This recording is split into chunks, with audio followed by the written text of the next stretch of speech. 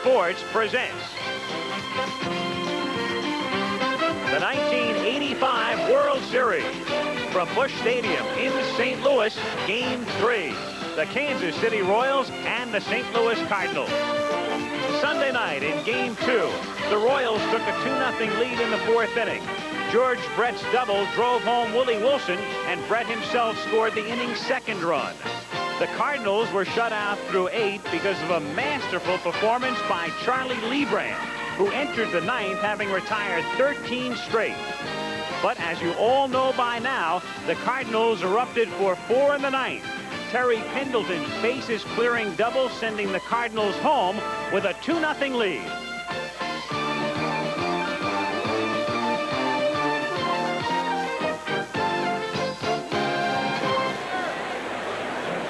Hello again, everyone. I'm Al Michaels, and welcome to St. Louis for game number 3 of the 1985 World Series. And everybody is still talking 48 hours later about game 2, when the Cardinals came up with 4 runs in the 9th inning.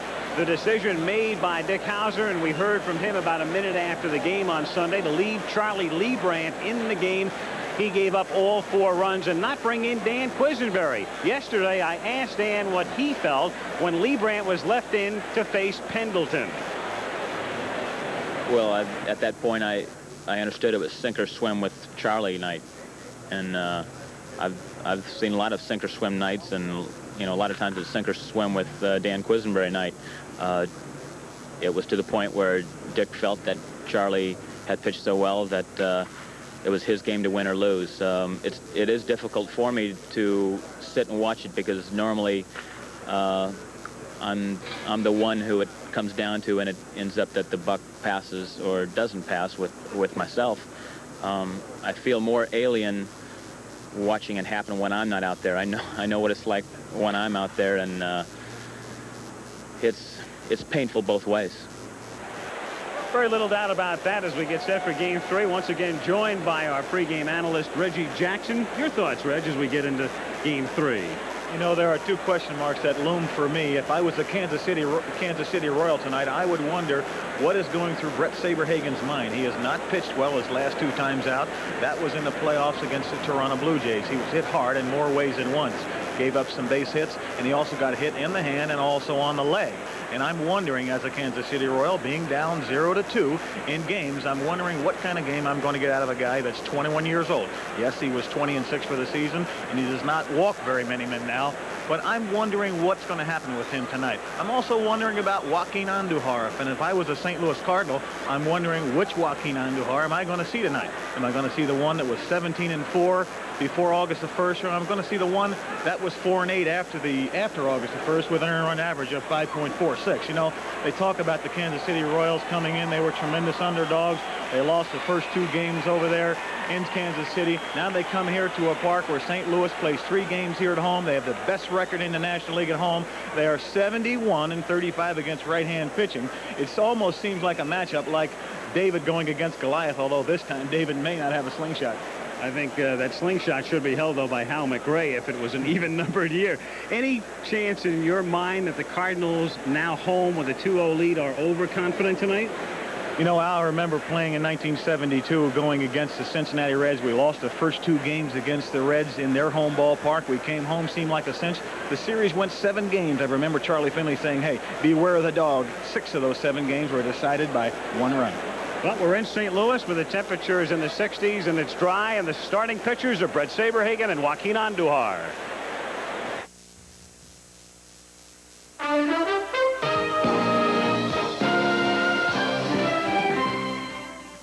This ABC Sports exclusive is brought to you by Michelin. Michelin, because so much is riding on your tires.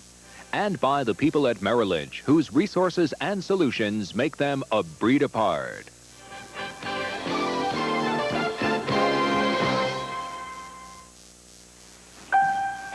Predicting the future is never a sure thing, but some people have a way of hitting the mark. Consider Merrill Lynch. In '79, it was said stocks were dead. We said they weren't.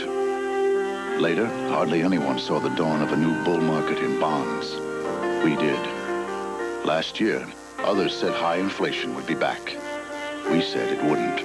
and recommended investing in financial assets. We called it the way we saw it and ended up being right because of one key reason: our resources. They're unsurpassed by anyone. Bob. Hi, Tom. I just saw your client out there. Okay, thanks. By the way, do you think he'll be surprised by your recommendation? Well, he's a smart man, and he knows our track record. To find out what Merrill Lynch is saying right now, call 1-900-210-1000. More resources, better solutions. Merrill Lynch people, a breed apart. A set of those Michelins, please. Great tire. But I can let you have a set of these for a lot less than the Michelins. Are they as good? They're good. Do they last as long? Well, I'll tell you, you're probably going to sell your car before the Michelins wear out anyway. Do they handle as well? Chances are you'll never have to find out. I don't want to take that chance. I'll spend the difference and get the Michelins. Michelin, because so much is riding on your tires. An ABC News brief brought to you by Sinutab. Now from Washington, Bret Hume. Good evening. Defense Secretary Weinberger today accused the Soviets of violating the unratified SALT II treaty by deploying a new missile, the SS-25. Moscow denies the missile is a treaty violation. The president lobbied Congress today for a $2 billion arms deal with Jordan. But 73 senators have sponsored a bill which says the Jordanian arms should come only after peace talks begin with Israel. In Hershey, Pennsylvania, artificial heart patient Anthony Mandia has begun to recover after suffering from reduced blood flow to his brain. Now this. Maximum strength Sinutab with the 3 medicines you need to let you breathe again. To dry up runny nose, watery eyes, to relieve throbbing headache. Maximum strength Sinutab, the complete remedy for sinus or sinus cold. That's News Brief. Later on Nightline, GM Saturn Project, a $1 billion gamble to reshape the American auto industry. This has become a postseason tradition in St. Louis. A few minutes ago, Gussie Busch riding the beer wagon in the famous Anheuser-Busch Clydesdale. Quite an ovation. As Mr. Busch took his tour, it's his ball club. And it was something that he did in 1982. He had hoped for, at his age, one more world championship. He got it, and now he wants another. And he's right on the verge, in fact, as the Cardinals come in with a 2-0 lead. Now let's go to the PA announcer, John Hewlett. Al Zeke. Trainers Mickey Cobb and Paul McGannon. And now the Royal coaches. Hitting coach, Lee May. Third base coach, Mike Ferraro. First base coach, Jose Martinez. In the bullpen, coaches Gary Blaylock and Jim Schaefer. And now the rest of the team. Infielder Onyx Concepcion. Outfielder George Corda. Infielder Greg Pryor. Outfielder Dean Orange. Outfielder Hal McCray. Catcher John Watson. Pitcher Mike Jones. Catcher Jamie Quirk. Pitcher Mark Dubiza. Outfielder Darryl Motley. Pitcher Danny Jackson. Pitcher Steve Farr. Pitcher Joe Beckwith. Pitcher Dan Quisenberry. Outfielder Lynn Jones. Pitcher Charlie Ebrink. And pitcher Buddy Black.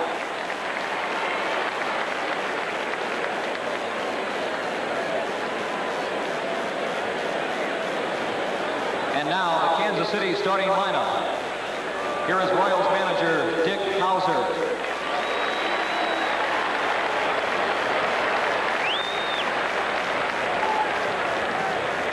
He was the Royals' leading hitter over the last 6 weeks of the season. Leading off and playing left field, Ronnie Smith.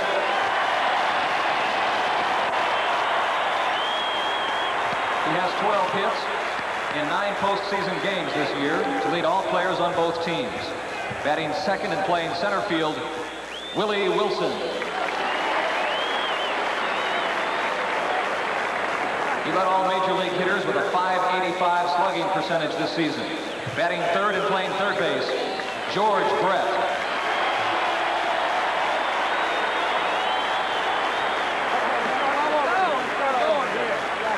He is a 6-time Gold Glove winner who hit 22 home runs this season. He's batting fourth and playing second base, Frank White.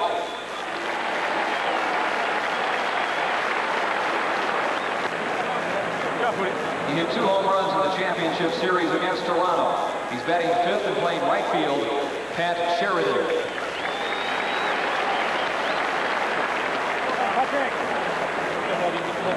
He has won 6 Gold Gloves in his 11 previous major league seasons. He's batting sixth and catching, Jim Sundberg.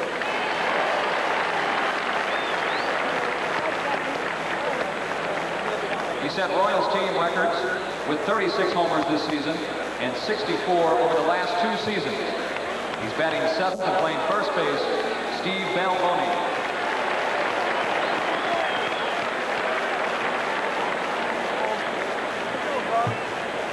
He had a key double in the Royals' comeback against Toronto. He's batting eighth and playing shortstop, Buddy Biancalana. He was a 20-game winner this season at age 21 in his 3rd professional season. Warming up in the bullpen and batting ninth, tonight's starting pitcher, Bret Saberhagen.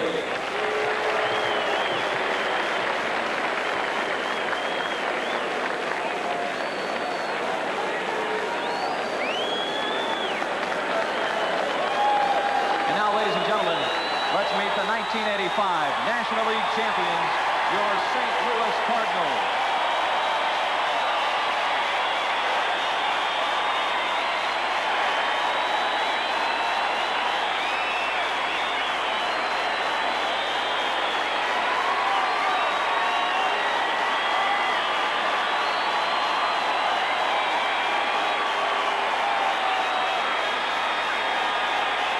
Beginning with the Cardinal support staff.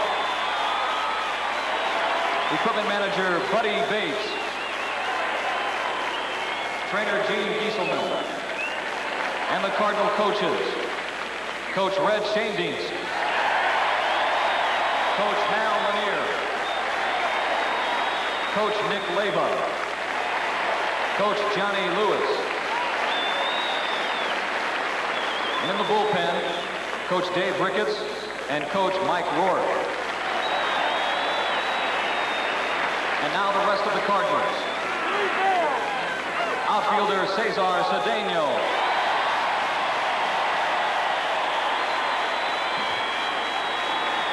Infielder Ivan De Jesus. Infielder Tom Lawless.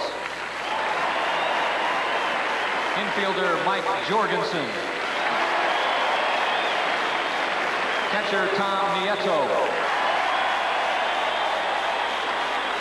Outfielder Brian Harper. Outfielder Steve Braun. Outfielder Vince Coleman.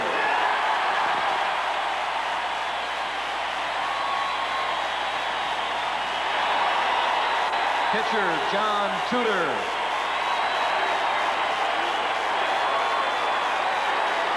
Pitcher Bob Force. Pitcher Jeff Lottie.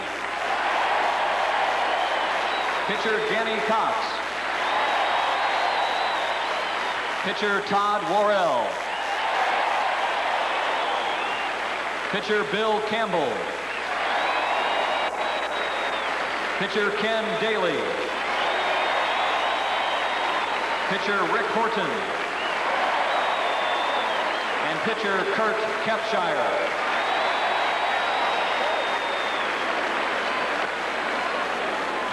And now the St. Louis starting lineup. Here is Cardinal manager Whitey Herzog.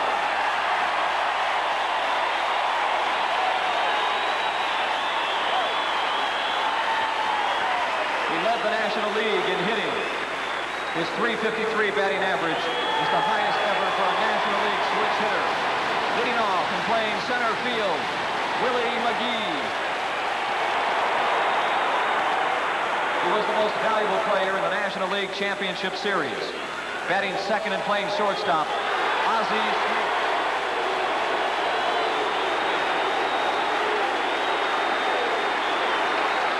He was the first Major League player in 35 years to drive in 100 runs while hitting fewer than 10 homers.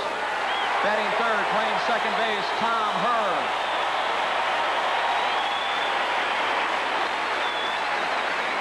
His dramatic ninth-inning home run in Los Angeles put the Cardinals in the World Series.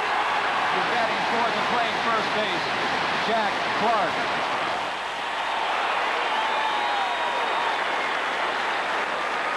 He had 34 stolen bases this season, one of 5 Cardinals with 30 or more. Batting fifth and playing right field, Andy Van Slyke.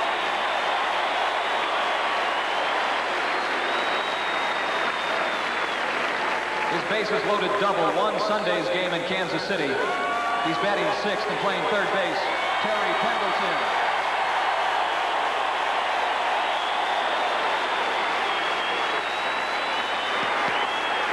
He was the most valuable player in the 1982 World Series.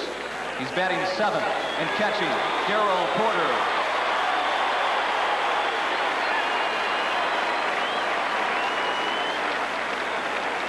He has a .455 batting average for 7 postseason games this year.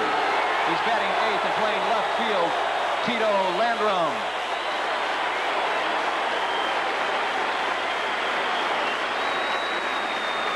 He is the only Major League pitcher to win 20 games in both 1984 and 1985.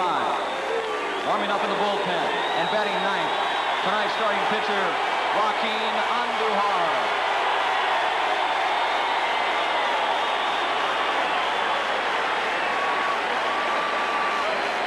Ladies and gentlemen, now entering the playing field is the color guard for tonight's World Series game. The color guard is comprised of representatives of the Tiger Cubs, Cub Scouts, Boy Scouts, and Explorers, all from the St. Louis metropolitan area.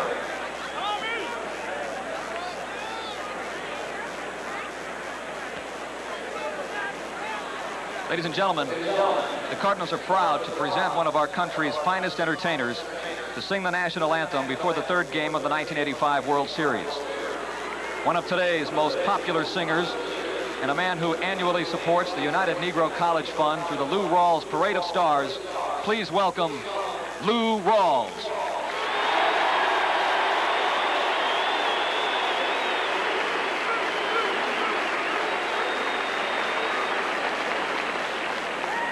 Oh, say, can you see by the dawn's early light what so proudly we hail at the twilight's last gleaming, whose broad stripes and bright stars through the perilous fight o'er the ramparts we watched were so gallantly streaming, and the rocket's red glare, the bombs bursting in air, it gave proof through the night that our flag was still there. Oh, say does that star-spangled banner yet wave over the land of the free and the home of the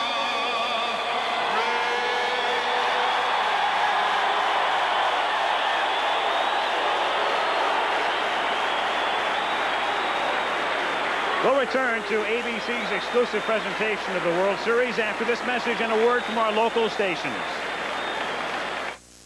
Honey, you have Michelin tires in your car, don't you? Yeah? How come? Oh, I don't know. They're terrific tires. Why? How come I don't have Michelins in my car? Oh, sweetheart, they cost more. I drive to work. I go out of town a lot. All you use your car for is shopping, driving Amy around. I'll get you a set tomorrow. You sure you want to spend the extra money on us? Come on. Michelin, because so much is riding on your tires. Farm Aid. Where's the money going? Tomorrow, watch ABC's World News Tonight. Tapes rolling. Cue announcer. 3, 2, stand by. A TV sports director has to prepare a game plan because during the action, he's got to make split-second decisions. Take 2. There's a lesson here for people who direct companies. Take 2. Excellent businesses know when to plan and when to act. Take 6. In California, one bank gives you the responsiveness of a local bank, backed by the strength of one of the largest financial institutions in the world, Union Bank. If you're in search of business excellence, call the business bank. Someone just asked me why I wasn't flying the plane. And you said? I'm not the captain. Anyway, we're on vacation. Can't they tell we're on vacation? Well, why does that look familiar? Because we've been there. I like it better here. Frequent flyers like the future on Western Airlines. It's the only way to fly. Only? What a novel concept. Fuji Videotape presents New and Improved. It's easy to say new and improved, but what'll convince you? It's the magnetic particles, Captain. Chief, I've got a clear picture. The sound, boss, the sound. Oh, Mindy, the colors, the blue, the green, the gleam nip. Oh, sorry, not enough color. I like to drink in the red. Man, you're gonna enjoy this. Imitations can't do justice to Fuji's new videotape. Put the good stuff on the good stuff. Tommy Lasorda's series analysis after the movie. Recognized around the world as the leader in sports television, ABC Sports, celebrating its 25th anniversary. ABC Sports presents the 1985 World Series. Live from Busch Memorial Stadium in St. Louis, Missouri, it's the Kansas City Royals and the St. Louis Cardinals in Game 3.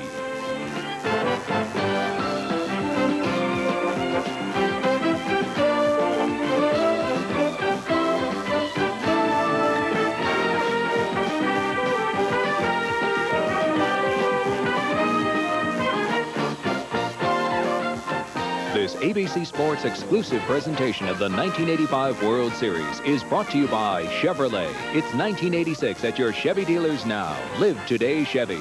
By Budweiser. For all you do, this Bud's for you. By Good News and Good News Pivot Razors from Gillette, the essence of shaving. And by the people at Merrill Lynch, whose resources and solutions make them a breed apart.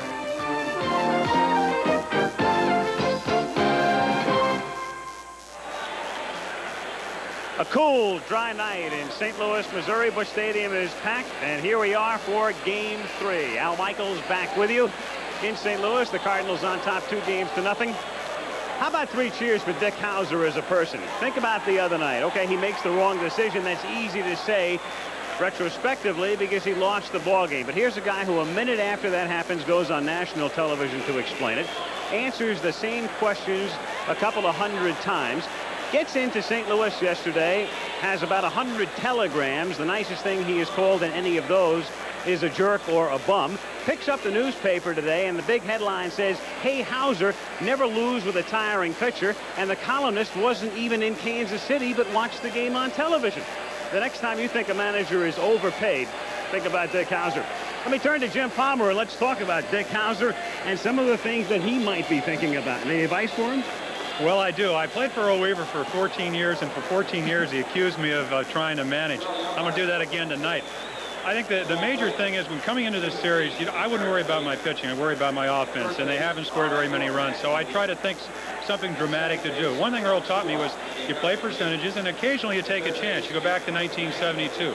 What does Dick Williams do when he's managing the Oakland A's? He takes the guy that only caught 49 times. He catches him 6 times. He plays him in first base another time. His name was Gene Tennis.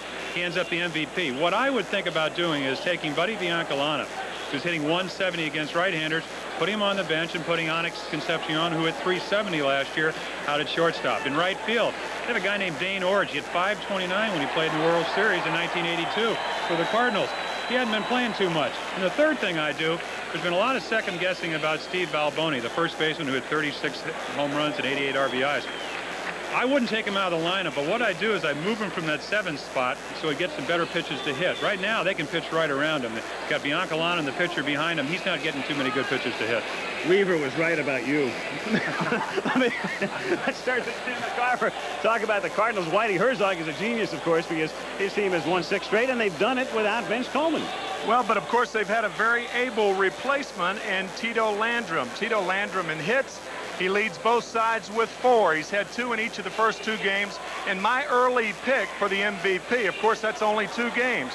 A close second, I guess, would be Terry Pendleton. He had a game-winning double the other night, driving in 3 runs in the top of the 9th inning. And, of course, that sparkling catch in Game 1, throwing out Jim Sundberg.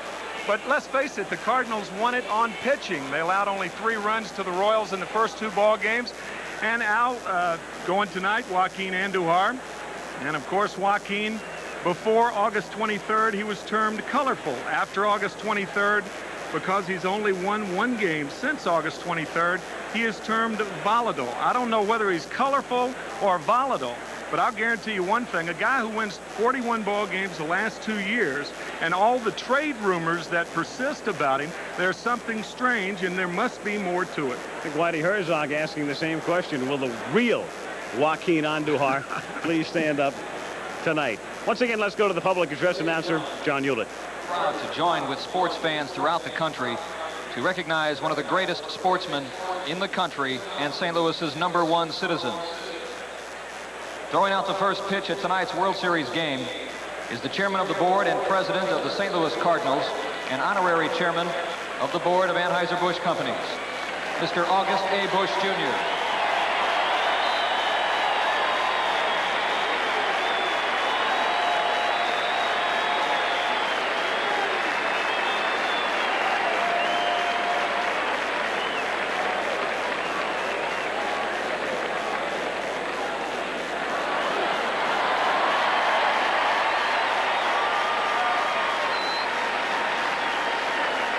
Pre-game festivities are history, and we'll be back with the start of Game 3 after this. You got another set of Michelins, huh? Yeah. You really think they're worth more than other tires? All I know is I got 60,000 miles on my last set of XA4 tires. 60,000? I thought I was doing fine when I got 32,000 miles on my tires. I guess Michelins are worth it. Yeah. But I got a couple of other reasons I think they're worth it. Michelin, because so much is riding on your tires.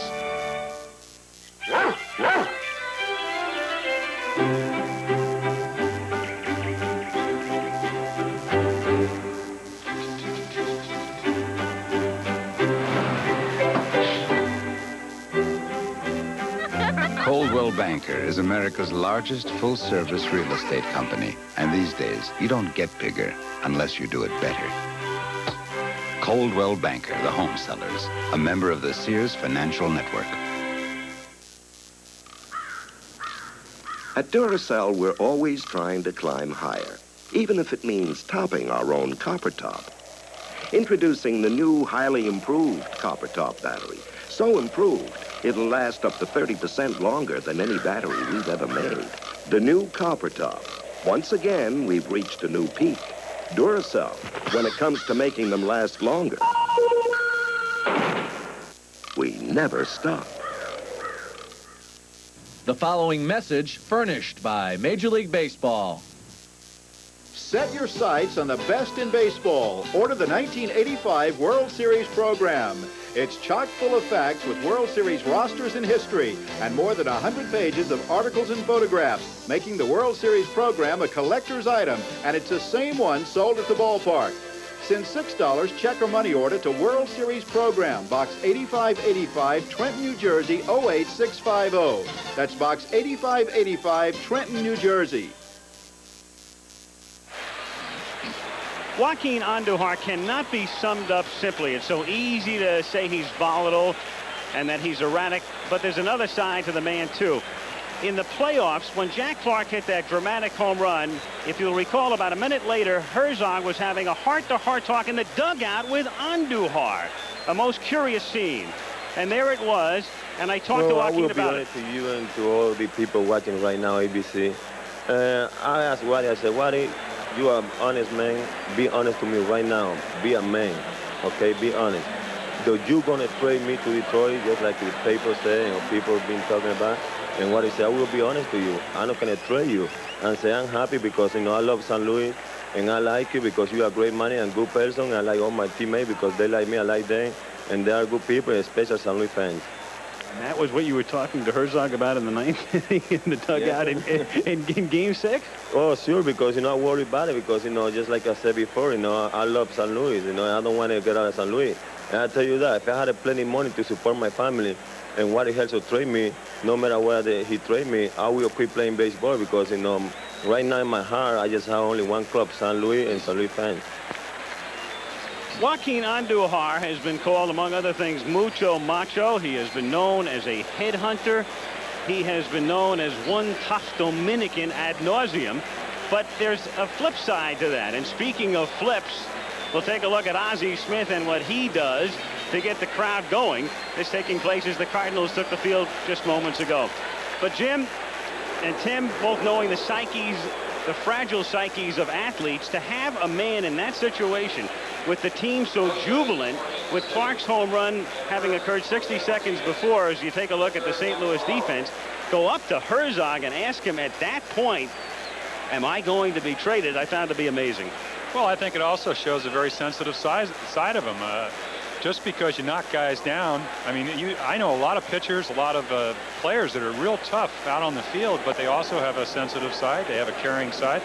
And a lot of times he said, I went up to him on the bench because that's the best time to do it. I'm not sure about that because I had many of arguments with Weaver on the mound that I should have had with him in his office. But he's just, to me, it shows that there is a human side of him. There's Vince Coleman with Tom Nieto cooling him off on the bench. But under the circumstances, Tim, an amazing time. I can see maybe talking to Herzog on the bench in the third inning in Atlanta in June, but at that time... Yeah, not in a game situation. What a game situation comment that was.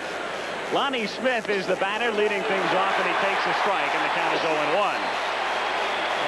Jim McKean, an American League umpire, works the plate. And then you've got Bob Engel, John Shulock, Jim Quick, Don Dinkinger, and Billy Williams. And as you can see, they alternate, the 6 of them. Smith, who hit .257 and started the season here up high, and we can develop it later in the ball game. But Andujar and Smith were 2 men both involved.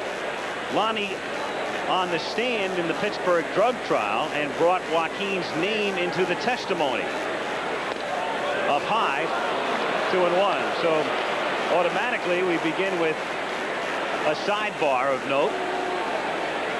And Andujar was obviously extremely upset when in testimony Lonnie Smith admitted to procuring drugs for Andujar. A strike and the count 2-2. We're also talking about a guy that led the National League in knockdown pitches and hits batsmen. But he does seem to have his good stuff, and I think the thing we have to look for really is him getting up in the strike zone. He just threw a ball 92 miles per hour right on the corner. And if you talk to Mike Rourke, the pitching coach, he said he gets in trouble only 3 or 4 bad pitches a game, but he makes them at crucial times. Half swing, they appeal, get the call at first base, strike 3. The scowling countenance of Bob Engel telling Lonnie to go back to the dugout. And 3 of those 4 bad pitches a game have been on sliders, but there's a perfect one right on the outside corner. If you got a 92 mile per hour fastball and you keep your breaking ball there, you're going to be tough.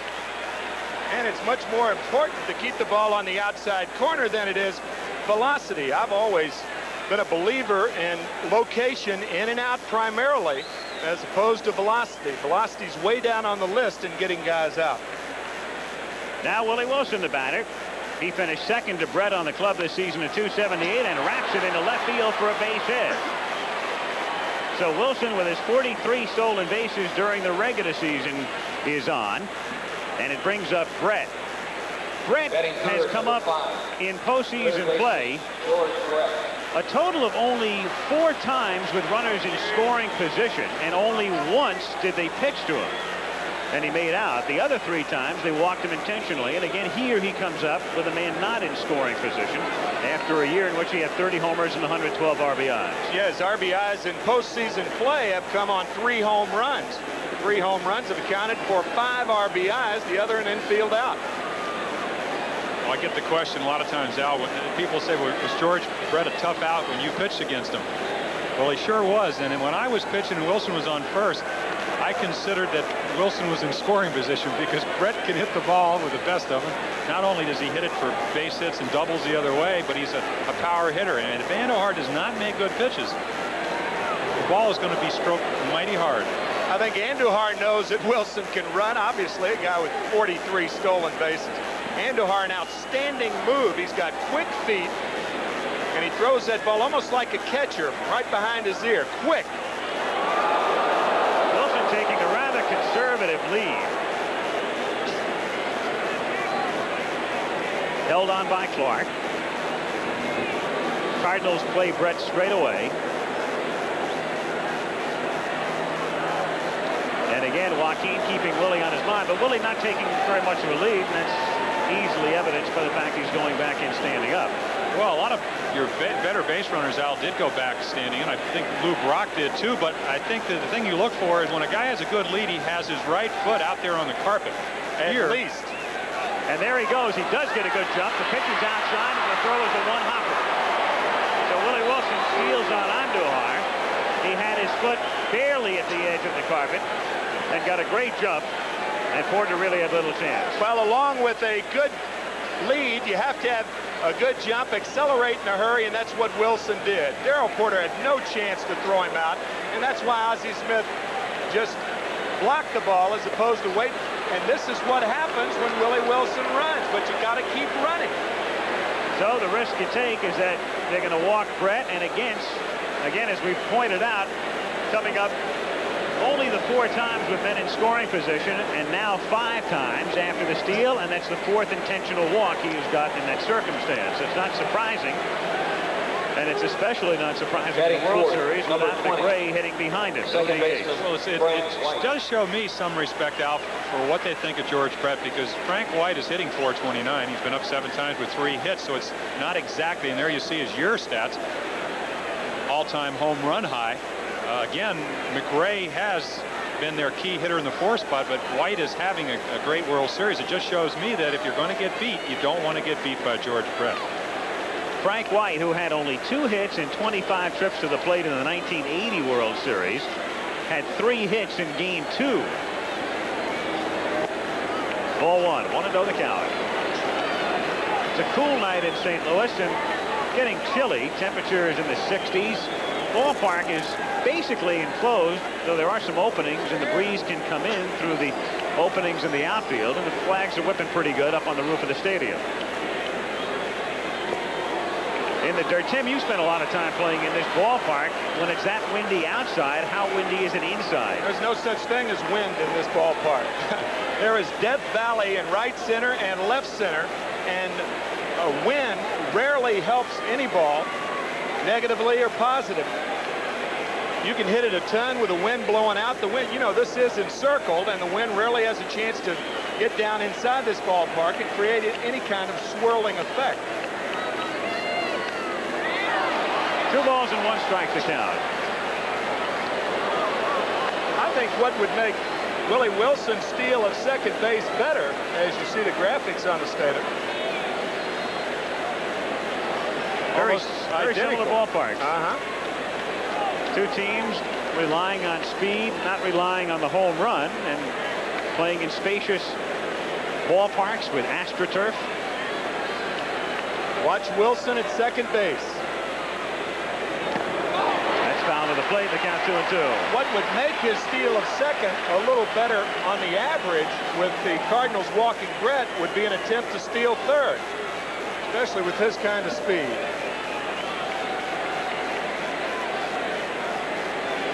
Speed gun early consistently has Andujar in the low 90s.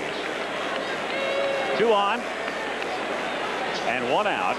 And the 2-2, he drops down as he's prone to do, and it's low. Andujar will do that often. They appeal at first base on the call and don't get it. But with 2 strikes, Andujar loves to come sidearm. So now full count and 1 out. And we'll see about Wilson and Bret on the bases. Bet your house on it. They are running. You got good speed on the bases and a contact hitter like Frank White, who may get a slider from Andujar. There they go. And the breaking pitch is grounded toward the middle, but to Tommy Herr, who steps on second and throws to first. And a fortuitous double play for the Cardinals. The runners go, and the ball is hit right to the bag. And it's the only way you turn a DP in that situation. And the Royals must figure what's going on. Watch George Brett come up with his hand. This is actually illegal as he tries to knock the ball out of Tommy Herr's glove, but Tommy Herr steps back and completes the throw.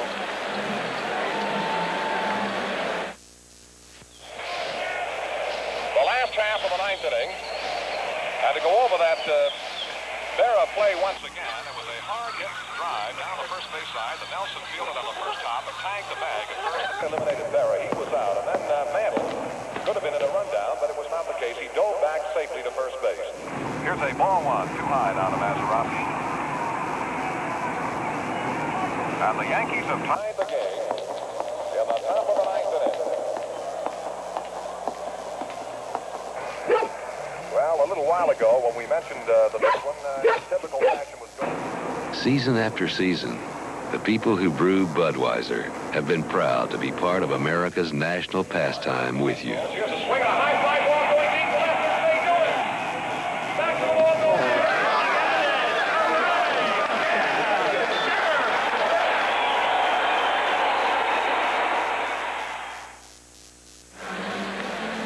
Last Wednesday night in Toronto, Bret Saberhagen was on the mound in the crucial final game and worked 3 innings. And he had to come out because in the first inning, this took place, as you'll recall. Willie Upshaw hit a 1-hopper right back off his hand. And so yesterday at the workout here at Busch Stadium, I asked Saberhagen about the hand. 2 days ago, I went through on the side, and there was no problem. All my pitches were working. It didn't hurt to throw. Yesterday, I came out, and I was a little concerned about batting. Would it hurt or not? And I went out yesterday, had batting practice, swung the bat, bunted, hit. There was no problem. I came out again today. All the swelling's gone. My hand's fine, and I'll be ready for tomorrow. And he's ready right now with Smith, Wilson, and Sheraton. Bret, Biancalana, White, and Balboni in the infield. And then Saberhagen and Sundberg, the battery. And the Royals must begin, I would think, Tim, at this point, to feel a little snake bitten. Things are not going their way. Watch George Brett come up. As you mentioned, Al, had Brett not been running, they would have had no chance for a double play. McGee is the batter, and he takes outside, ball 1. 1-0 the count on McGee. Switch hitter, remarkably consistent this year, only an 8-point differential from the 2 sides. And Saberhagen behind 2-0.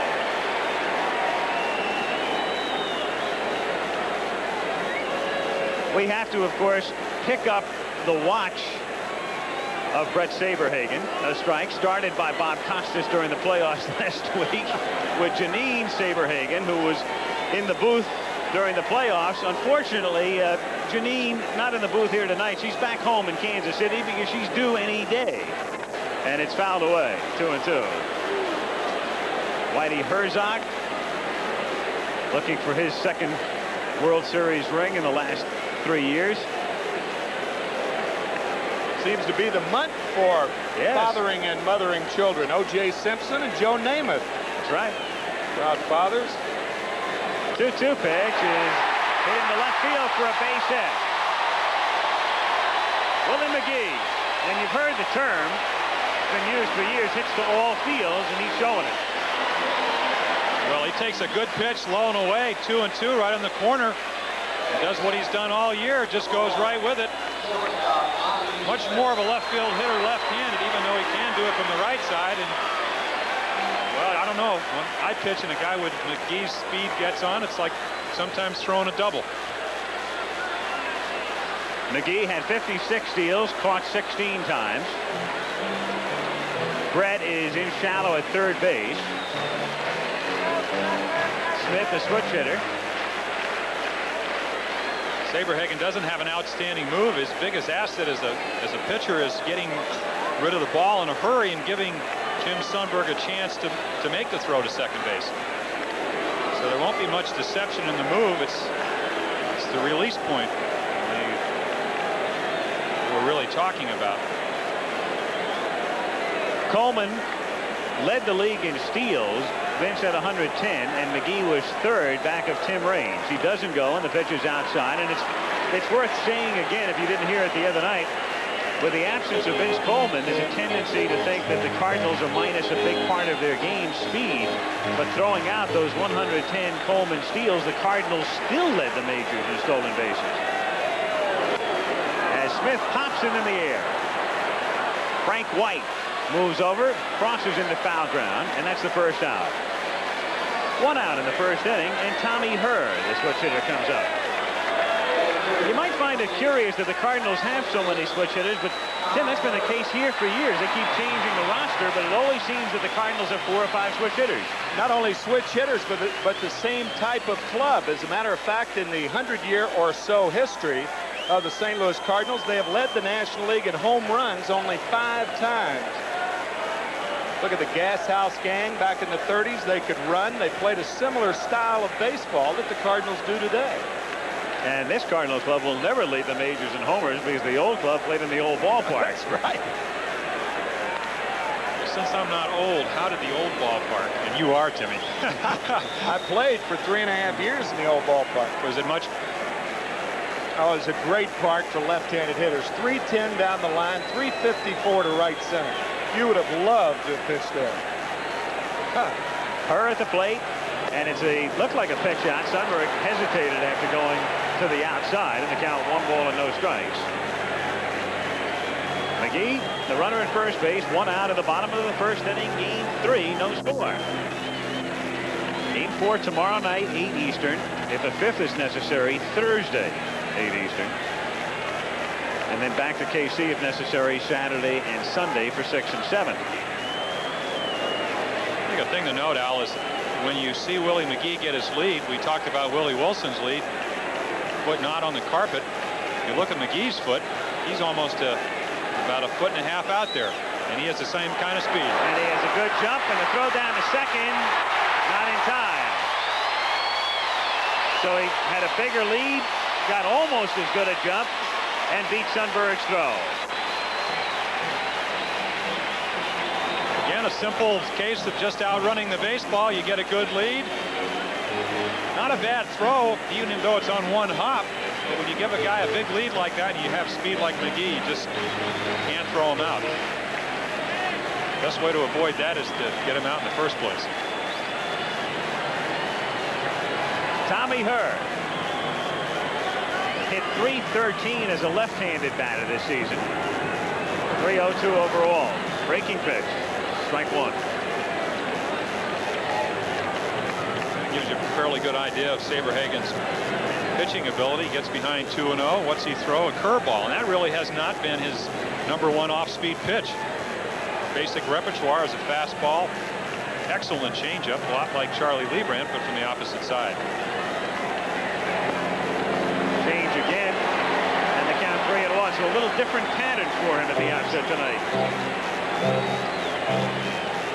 And a different hitter hitting behind both third-place hitters. You have Frank White, who normally hits 8th, 7th, and 8th, hitting behind George Bret, and Jack Clark hitting behind Tommy Herr. So you're not as prone to pitch around Herr as Andujar is prone to walking George Bret. And Herr is on. So runners at first and second, and both clubs start the same way. 2 on and 1 out. Batting fourth. White hit into a double 22. play, and now we'll see about First Clark. baseman, Jack Clark. 2 for 7 in the World Series. His dramatic home run, of course, did it in L.A. last Wednesday. And you heard the ovation they gave Clark when he was introduced. Remember, this is the first time the Cardinals have been home since they won a pennant in L.A. And the Cardinals, the first team since the 27 Yanks, interestingly, to take a 2-0 lead in the World Series without hitting a home run. That 27 Yankee team, I don't have to tell you, had Babe Ruth and Lou Gehrig and Bob Musial. Murderer's Row. 1-0 the count. They've kind of established the pitching pattern to Jack Clark. I was talking to some of the scouts down on the field. They said, gee, Andjuar has a great arm, but everybody in the league knows that Clark's a first ball fastball hitter. There we saw the curveball, but Saberhagen missed with it. Get the feeling that Clark, and of course we talked about this in the first two games, the reason that Clark was so sought after, Whitey Herzog trying to keep abreast of the Mets. They get Gary Carter. He feels that Clark, a home run hitter, would make his ball club. Only eight here in St. Louis, but 22 on the year. Want to stay away from his power. Up and in, 2 balls and no strikes. With a changeup, so they're trying to get his. And again, what's so remarkable about Saberhagen is his ability to throw strikes, but again, he does respect Jack Clark. He's trying to get his curveball and changeup over. Does not want to have to throw him a fastball. Yeah, but he's in a position right now, Jim, and that's the problem with missing with all-speed pitches. Clark takes a strike. That's a good 2-0 pitch. If you don't establish your best pitch early, when are you going to establish it? And he walked Tommy Herr, of course, with first base open on the curveball 2-0 and the 2-1 straight change, but now he's behind on Clark. And Clark wraps it foul, and the count is 2-2. On deck is Andy Van Slyke. McGee is the runner at second. And Herr at first. 1 out, no score. On deck is Van Slyke. Landrum had been hitting 5th, but against the righty Saberhagen, Herzog moves Tito down to 8, and Van Slyke replaces Cedeno in the outfield. 2-2 is just outside. Ball 3, 3-2. It's an interesting point you make, Tim. Saberhagen has a 93-mile-per-hour fastball. I talked to some of the Kansas City pitchers, and they said the whole Cardinal team, the scouting reports, are all high ball, first ball, fastball hitters. And Charlie Lebrand and Danny Jackson said, we just pitch the way we want. That's the way we pitch. We're going to go after them. We have to establish our fastballs. And they did it. They pitched very well. Again, the problem that the Royals have had is not the pitching, it's the offense. Let's see about the runners here with McGee and Herr, and 3-2 and 1 out. Risk here you run by sending others. The Clark does strike out with pretty good frequency. 88 times in 442 at bats. But you have 87 stolen bases on base. But they stay, and it's fouled away. You have 31 at first base, 56 at second. In my opinion, you got to go for the throat right here. You got the Royals running backwards on their heels, and I think you got to send the runners. Whitey, Willie McGee who can run, Tommy Herr who could both run. All the elements are there. Wouldn't be that unusual to do it on the second pitch. Managers will sometimes change, and there they go, and it's popped in the air and foul ground a mile high and back out of play.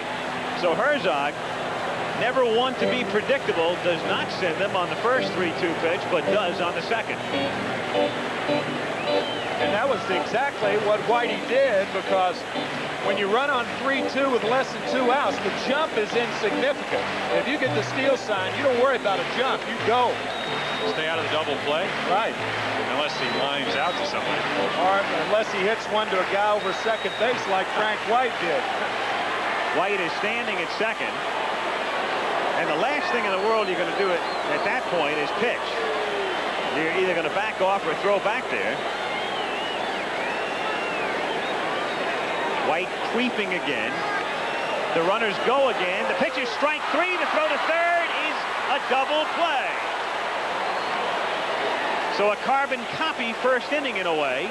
2 on, 1 out from each club, and then a DP. And Clark, who struck out 88 times this year, as we said, that's the risk you run. And you run yourself right out of the inning. 3-2 curveball and a perfect throw by Jim Sundberg. I mean, a blueprint. Cake. So neither club scores in the first inning at Busch Stadium in St. Louis in Game 3 of the World Series. Today, Chevrolet is making it fun with an international auto show. Take a look, get the feel. See the world from behind the wheel. Come and be a part of it all. Today, Chevrolet introduces your next small car. It's designed for high quality, high affordability, and fun.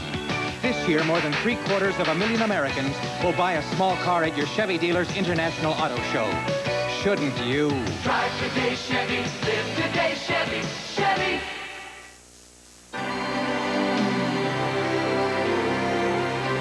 When we built the first Space Hyatt, we kept all the familiar touches Hyatt is known for on Earth, including the one touch no one else can ever match, the warmth and graciousness of our Hyatt people.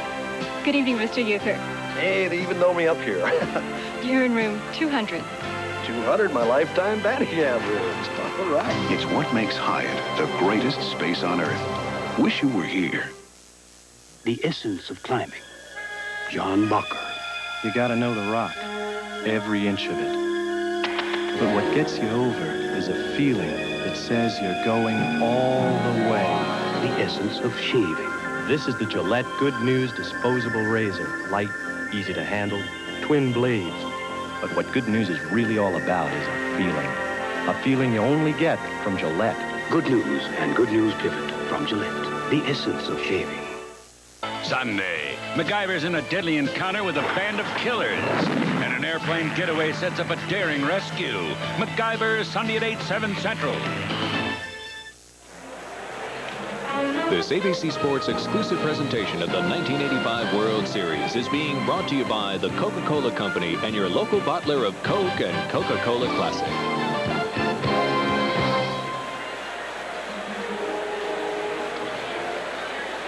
Busch Stadium tonight and then tomorrow night, Game 4, and there are the probables.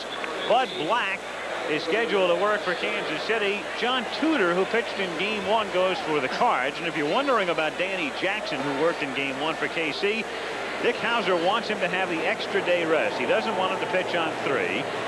And so Black, the lefty, gets the start. Here's Sheridan looking at a strike and the count 0-1. 3 homers during the regular year and then 2 homers and a bunt single in the playoffs. 1 for 5 in the World Series. Earlier this year, Sheridan was unsure of his stature with the Royals, so you might have heard that he put his house up for sale. Then he hit the 2 home runs in the playoffs, but it is still on the market. Well, Pat Sheridan really mirrors the problem the Royals have had. They've out-hit the Cardinals, but in run-scoring situations in postseason play, he's 0 for 12, so they haven't been getting the clutch hits. Did come off the bench with a double the other night as a pinch hitter. Again, you might out-hit your opponents, but again, you have to get the key hits. 2-2. He'll be followed by Sundberg and Balboni. Nice shot of Busch Stadium, a park open in the mid-60s, right downtown on the southern edge of downtown St. Louis. In the air to right center field, and that's Willie McGee. 1 out, bases empty in the second inning, and Jim Sundberg will be the batter.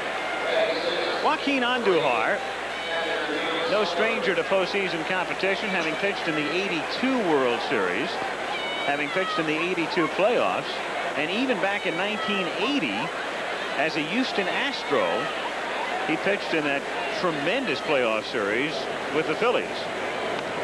Sundberg fouls it away, and the count 0-1. Matter of fact, he picked up a save in that series, I believe, back in 1980. What a dramatic 5-game series that was. 4 extra inning games. And more drama for him, Tim, too, in the World Series in 1982, being carried off the field at one point. That was in Game 3 at Milwaukee. Line drive 1 hopper off the bat of Ted Simmons in the 7th inning. Incapacitated Joaquin, but he showed his grit and determination, came back and won Game 7. 1-1 is ripped into right center field for a base hit. Van Slyke over to cut it off, and Sundberg is on. So that's hit number 2 for Kansas City, and it brings up Steve Balboni, who is 2 for 8 in the World Series. Number 45. following a championship series in which he was 3 for 25. So here's a guy paid to hit home runs, and he not only had a career high but a club record 36, who now has been up a total of 33 times in postseason, has 5 hits, all singles.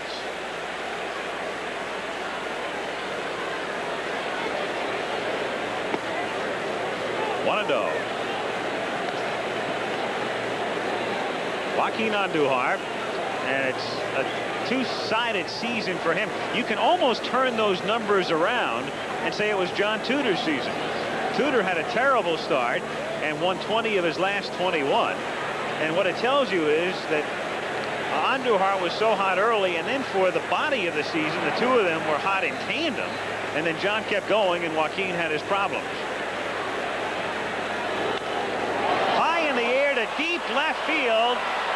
All the way back to the fence is Landrum, and he makes the catch. And Sundberg goes back to first. He hit it a mile high, but I still thought, and I think the crowd thought, it was going out. And I thought the pitcher, of course, when you throw that slider in the middle of the plate to Balboni, which he did, and that's the second slider he's thrown. Sundberg singled to right on it. That's the pitch he's been getting in trouble with.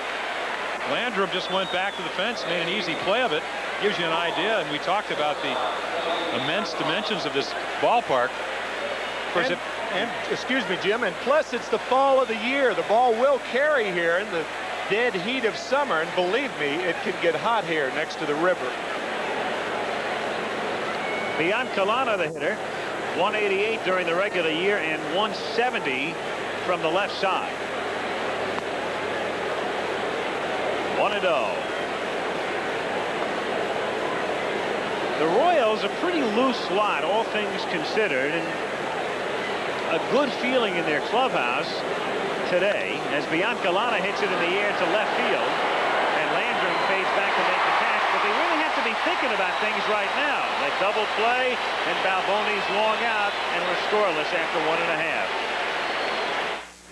Hey, Earl, I see we both made it to the series. Yeah, and these seats are better than the dugout. And now we can sit back, enjoy a Coke, and watch the game. Yep, with the Coca-Cola Classic. No, Earl, Coke. But this has the classic taste. This is light and smooth. This is the original formula. This is the latest. Billy, why are you always fighting? Fight? Who fights? I never fight. Want to sign my cast? Yeah, I'll sign it. Oh, Mr. Lasorda. Coke and Coca-Cola Classic, America's real choice. Predicting the future is never a sure thing, but some people have a way of hitting the mark. Consider Merrill Lynch. In '79, it was said stocks were dead. We said they weren't. Later, hardly anyone saw the dawn of a new bull market in bonds. We did. Last year, others said high inflation would be back. We said it wouldn't, and recommended investing in financial assets. We called it the way we saw it and ended up being right because of one key reason: our resources. They're unsurpassed by anyone. Bob. Hi, Tom. I just saw your client out there. Okay, thanks. By the way, do you think he'll be surprised by your recommendation? Well, he's a smart man, and he knows our track record. To find out what Merrill Lynch is saying right now, call 1-900-210-1000. More resources, better solutions. Merrill Lynch people, a breed apart. Cardinals got him rolling as second-ranked and unbeaten Penn State tackles West Virginia, where number 3 Nebraska meets Colorado. CFA coverage begins with college football today, Saturday. We said before, Lonnie Smith, one of the figures in the Pittsburgh drug trial, a highly publicized trial in September, and I asked him earlier for his ideas about drug testing. I only know for myself that I'm not back on drugs again. And the only way I can prove that is probably being tested. And I think that maybe those who have been in rehab, have gone through rehab, may have to do this as a solution, you know, to the problem of people implicating things. As far as the other players who aren't on any drugs, I think it should be their right to either do it or not do it. Thoughts of Lonnie Smith on a subject that Peter Ueberroth has vowed to address, and very shortly. Outside to Van Slyke as we start the bottom of the second inning. Van Slyke, Pendleton, and Porter against Bret Saberhagen. No score. Van Slyke has had a poor postseason. Andy is 0 for 3. He has struck out twice and fly to center in the World Series. And he was 1 for 11 in the playoffs. 1-2. Of course, I think one of Van Slyke's problems is that with the Dodgers and the Royals, he's facing a team that has a couple of left-handers. You sit on the bench for a while. You don't get up there. Normally, many more right-handed pitchers than left-handers, but in the last couple series, he hasn't been playing as frequently. Plus, he's young. You never know. He might be feeling the pressure a little bit. Bob Feller was the youngest 20-game winner in American League history. Softly hit to third. Bret in front of Biancalana guns down Van Slyke. 1 away. And Terry Pendleton comes up, and no doubt the crowd will thank him for Sunday night.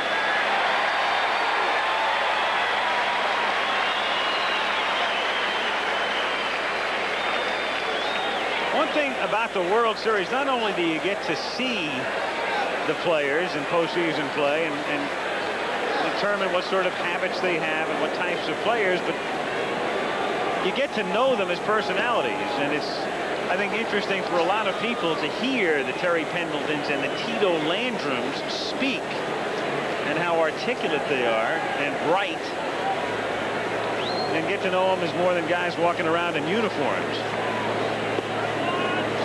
1-1. And you've seen guys along those lines with concentration and intensity, but never have you seen pitchers with as serene and intensified, concentrated outlook as Bret Saberhagen. Good point. I'm telling you.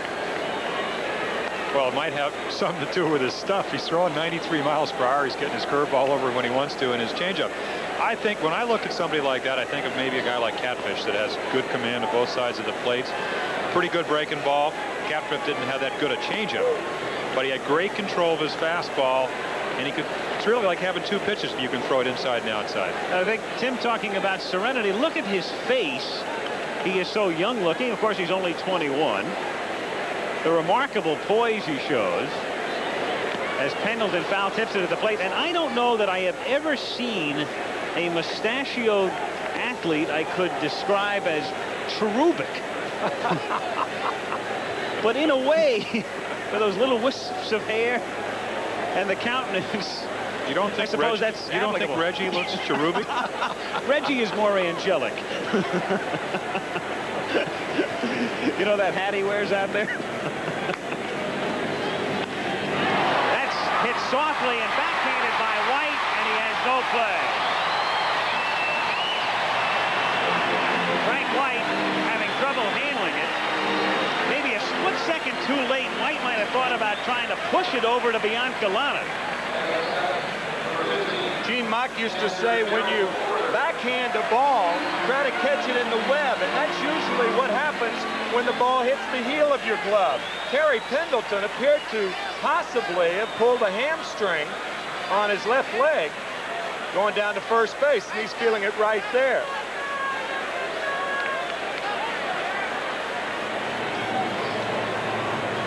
So we'll watch Terry, who had 17 steals, as the pitch to Porter comes in inside, ball 1. 1-0. We talked about earlier, though, also thrown out 12 times. The thing that impresses me when you look at the amount of steals that the Cardinals had, it's the amount of times they were caught stealing. Obviously, Whitey picks the right times to run. Fly ball to left field. Lonnie Smith, 2 down. Whitey's been picking the right times to run for a lot of years. There's little doubt right now. There was a poll taken earlier this year in which each manager was asked who the best manager was, and you couldn't name yourself. So Billy Martin had to pick somebody else. And Whitey Herzog and was the winner. Earl Weaver hadn't come back to Baltimore yet, right? That's right. And Earl hadn't come back. Billy, I love you. You know I'm just kidding.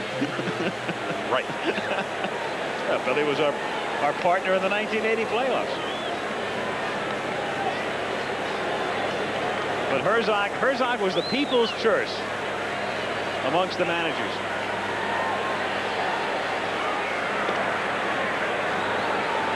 He makes an interesting point. He said, in talking about speed, he said, if I was managing in Fenway Park, I would not have a team that was going to try to steal, what, 314 bases. I have a lot of home run hitters. Here in St. Louis, it's perfect.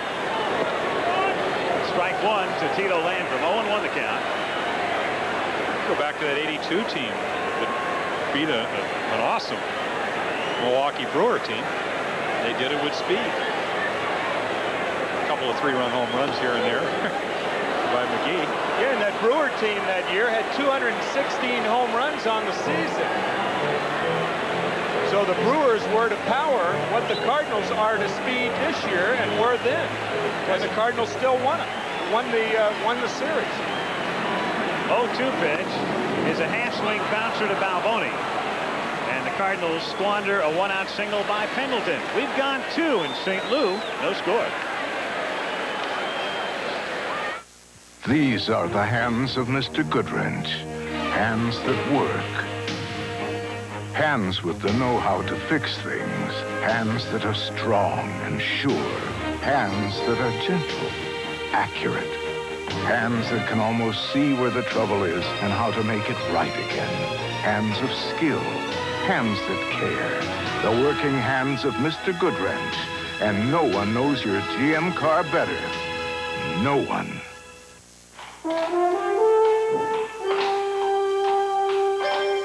Strength, pride, tradition. For centuries, the Clydesdales have been known as a special breed.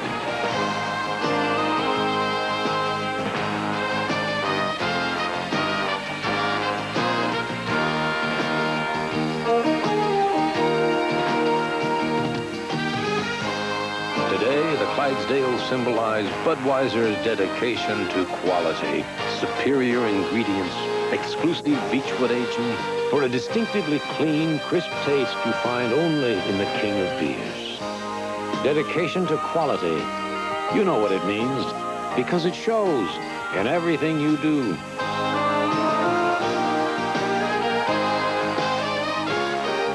Quality taste, because this Bud's for you. They were enemies on the run. Don't give me orders, boy. Next time I hear you call, boy, that better be one around. Spencer's Robert Urich, Carl Weathers, the defiant one, Sunday. Joaquin Andujar working for the St. Louis Cardinals. And I asked his battery mate, Darryl Porter, about Joaquin. One of the things that hurt Joaquin was the fact that the drug stuff come up. His name was brought up in the Pittsburgh drug trial, and there was a lot of things in the paper, and I think that bothered Joaquin, and I think it would bother anybody. It would certainly have bothered me, and I just think it was something that his mind just wasn't totally set on baseball at that particular time. But actually, in the last 4 or 5 times that he's been out for us, he really hasn't won any games, but he's really pitched a lot better, and his stuff's coming back. He's throwing the ball hard, and his sliders become more effective. So Joaquin Andujar, who has worked 2 innings, given up 2 hits, a double play helped him out, and also the fact that Balboni's drive stayed in the park. Saberhagen, a great high school athlete, hit .362, and the only reason we show you that, of course, is because he hasn't hit as a professional. So it's the last frame of reference. And he hits it just foul down the right field line. 0-1.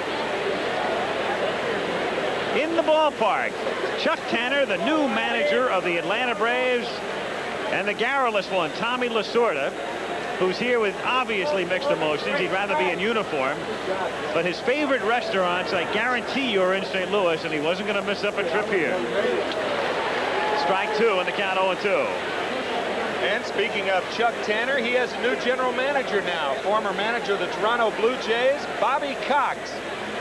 A mildly alarming development, I think, Al. Well, that had been speculated. The oddity, as Andujar drops down and Saberhagen fouls it away, is that Cox was being talked about as the manager and general manager, and that when Chuck Tanner went there as the manager, everybody figured, well, Bobby will stay in Toronto or do something else. And so I was very surprised when I heard that Bobby had opted for a suit and tie.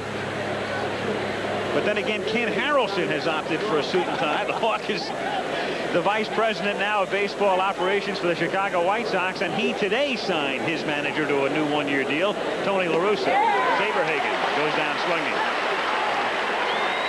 Always a lot of news coming out from the World Series because everybody's here. It's like a big convention. I was kind of impressed with Saberhagen until Joaquin threw him a low and away slider.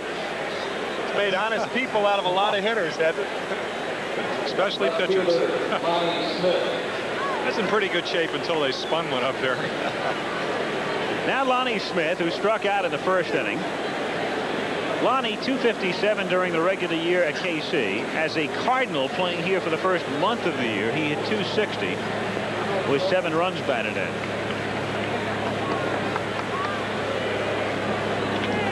And he hits it in the air and falling in right center for a base hit. So Smith gets aboard.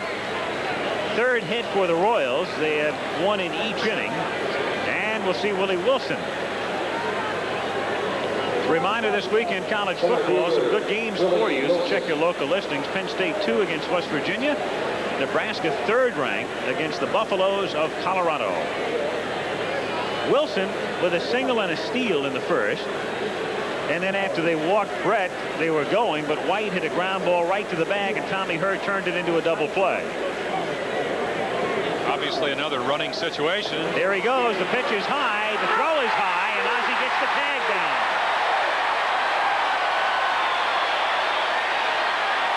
Lonnie Smith, as Ozzie Smith got hit in the face, maybe the eye, did not get a good jump.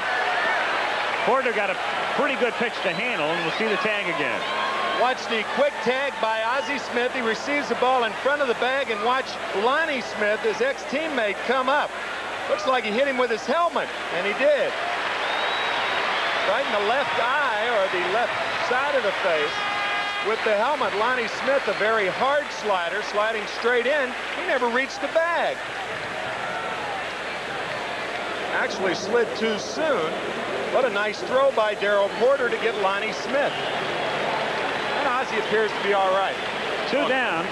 You know, one thing that's happening to the Royals, too, in addition to not scoring runs, they've been leaving people on base, but they're also having runners thrown out.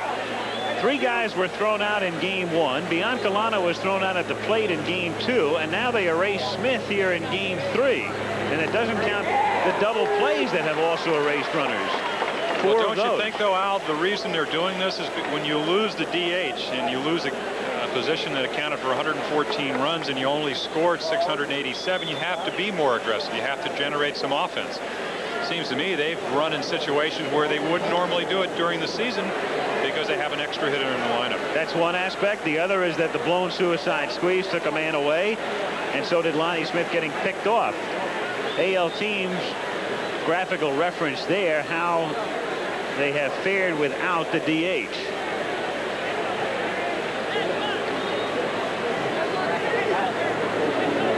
One-two pitch is high. 2-2. Of course, the graphic means there that this has been the team that's going to be most affected. Their DH contributed more during the year than any other year since 1976. So, again, I think that you have to look for that's the reason Hauser's tried to be as aggressive as he has. That's grounded to the hole. Going to be a tough play for Ozzie, and he cannot get him. That throws out a lot of other people, but you're dealing with Willie Wilson here. And I know the Wizard is unbelievable, but not that unbelievable. Well, you have to cheat somewhere, so Ozzie Smith elected to cheat up the middle as opposed to playing him in. And when you're that deep, no way to throw out Wilson, especially from the left side. Interesting point right now. Do you think Wilson will be running again with Bret hitting? I don't think so. I don't know. I think they want Bret to swing. Give him every chance to swing. If that's the case, why'd he run the first time? Well, maybe get something going in the first inning. All right.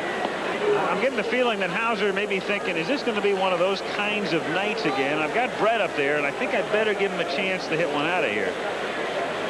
Just a thought. Well, it goes back to the way Sparky Anderson used to manage against Eddie Murray. He just was not going to let him beat it. If he ever had an out, I saw him in the first inning with two people out, intentionally walk him. Now that's respect.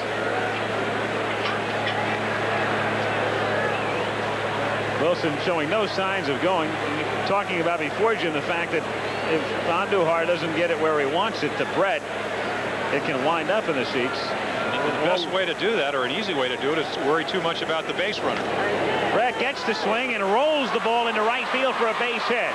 Wilson is on his way to third. The throw goes through to third and is not in time. Smith with a real nice decoy to make sure Bret wasn't thinking about going to second. So runners at the corners now. That's 3 straight singles, but Smith was thrown out stealing. So 2 down, 2 on, and White up. Actually, that was a good pitch. He changes up on him as we see Willie Wilson not even hesitating. He knows there's no way that he's going to be thrown out, even though Clark does make a nice throw. Excuse me, Van Slyke makes a nice throw. I think I'm in San Francisco. Jack's glad he's not. Here's White, who hit into a double play in the first inning. Low, ball 1. 1-0.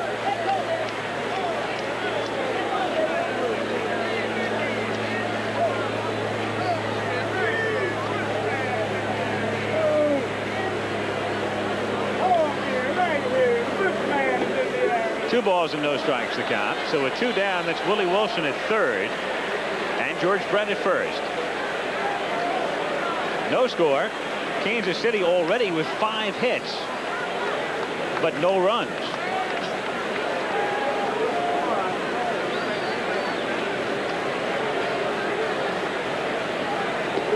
Breaking pitch got the corner on the outside. 2-1. It's an interesting contrast. We talked about Saberhagen 93-mile-per-hour fastball. Andujar right around 92 miles per hour. He wants to stay with the breaking ball. The hit that Bret got, the hit that Lonnie Smith got, breaking balls. He has not established his fastball as of yet. Once again, back to the slider. Again, this goes back to what Mike Rourke talked about. He has not pitched that poorly, but at crucial times, he has not made the right pitches. 3-1 the count. Joaquin.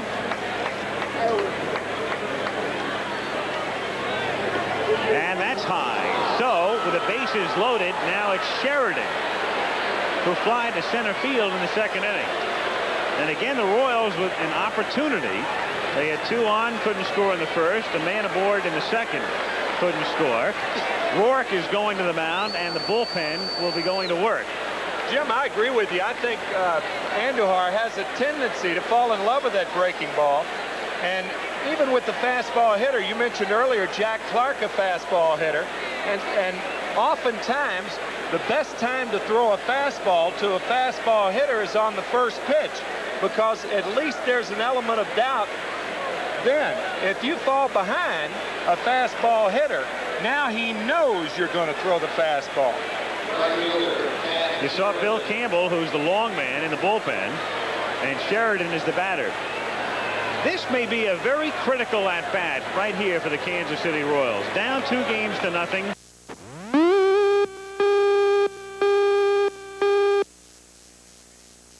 The enemy, potholes. Fouled away, 0-1.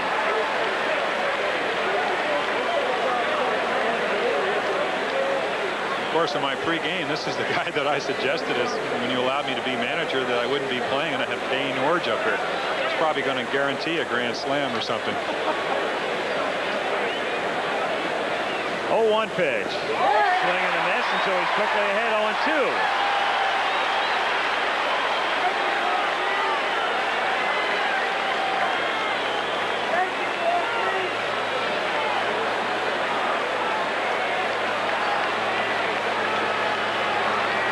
Crowd wants the strikeout.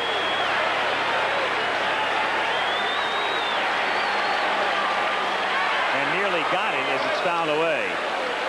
You sort of get the feeling that if the Royals are to win the World Series, in the clubhouse in Game 7, and somebody said, what's the turning point? You can kind of hear him saying, well, how about Sheridan's double with the bases loaded in Game 3? In other words, what they need is something to get him started here. Well, they've scored only 3 runs in the last 20 innings.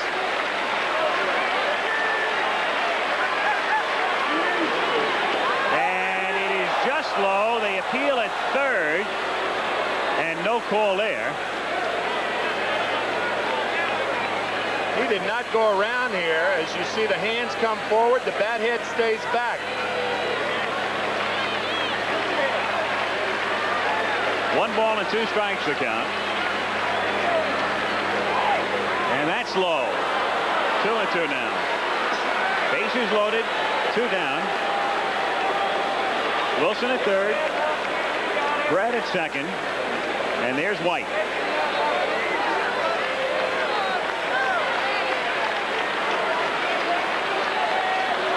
2-2 pitch to him. Got him swinging. So the Royals have left 5 in 3 innings. No score at the end of 2 1/2.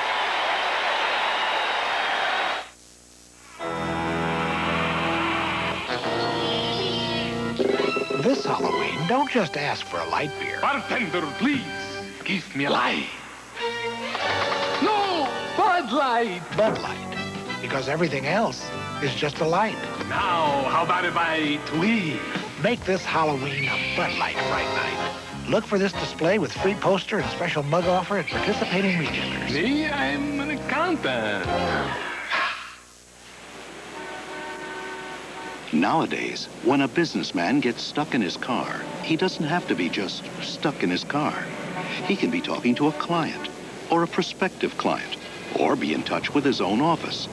He can be doing a million different things if he has our MobileNet cellular car phone service. Just imagine how much more productive you could be with MobileNet. G. No, GTE. Hershey Bar, one of the old-time greats.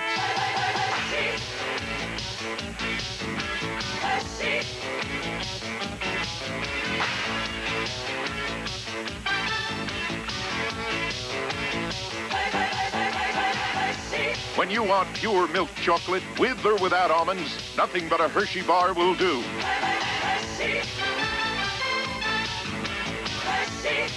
One of the old-time greats.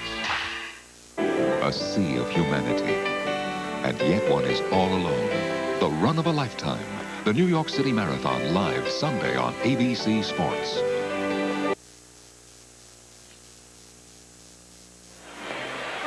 This ABC Sports exclusive presentation of the 1985 World Series is being brought to you by Bud Light. Everything else is just a light.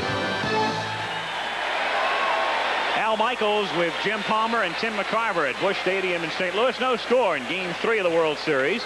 Joaquin Andujar, many of you know, a switch hitter, but not all the time. However, here, he conventionally switch hits against Saberhagen and swings and misses. 0-1. His basic theory is that if it's a real hard thrower and he's afraid of being hit on the arm, he'll go the other way. But right now, he's still going to hit left-handed against Saberhagen, who can throw hard. But he's got good control, right? Exactly.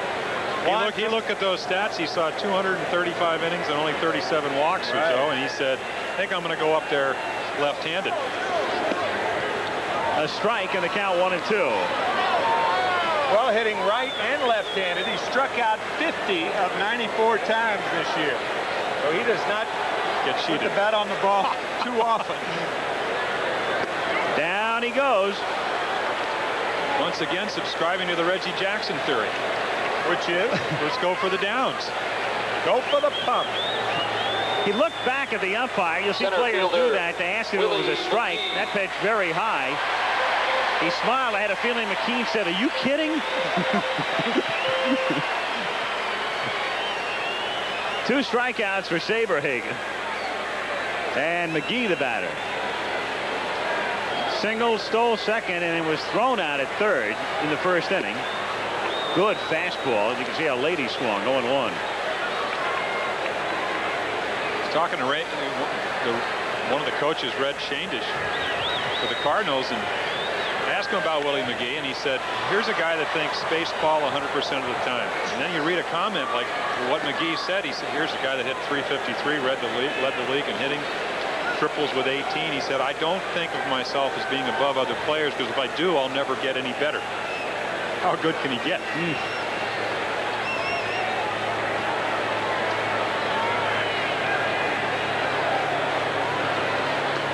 Up high, 1-2. Modest fella who came over in a trade for Bob Sykes, a pitcher. And people kind of laugh about it and say, who's Bob Sykes? But Bob Sykes could have been a pretty good pitcher, but had some physical ailments, as it's turned out. In fact, I got a letter from his mother. I guess he developed a blood clot under his arm, and the point she was making, not that he got hurt, but how special he felt it was to be a ball player in the first place. Nice letter to receive. 2-2, got him swinging, took something off it, pulled the string, and McGee chased it. Then he lunged at it. Well, that's that excellent changeup we were talking about. Again, what a changeup does, same arm action as a fastball. Once you throw a fastball by a hitter, and you can come back with something a little bit slower, way out on his front foot. Ozzie Smith fouled out in the first inning.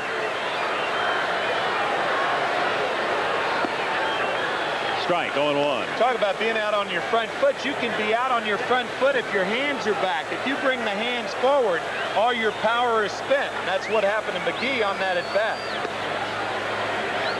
1-1 the count. That was the Tony Oliva theory. Leap out on the front foot, keep the hands back, and break the breaking ball. Harvey Keene, a great front foot hitter. Stan Musial could handle pitches with that front foot. Oh, good change again. He's really got that pitch working. 1-2.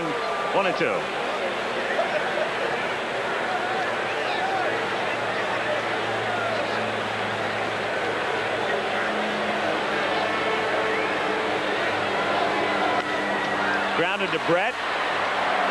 And George throws him out. And that's the game's first 1-2-3 inning. 3 innings gone. Casey nothing. St. Louis nothing. This is Brush Plus from Gillette. A shaving concentrate and brush in one. A brush to lift whiskers, a concentrate to soften them. A shave that is superior. Brush Plus for a superior shave. This is the Good News Disposable from Gillette with twin blades for a remarkable shave. Now, even more remarkable, you can get one free. Look for specially marked 5-packs and get a 6th Good News free from Gillette. Hey, Nuxie, what keeps you going? I was 4 years old when you started. It's been that long? We were collecting your baseball card. You are a classic. The trick, my friend, is to think young. Coke? You mean you don't drink Coca-Cola Classic? Us kids like Coke. It's light, smooth, it's the latest.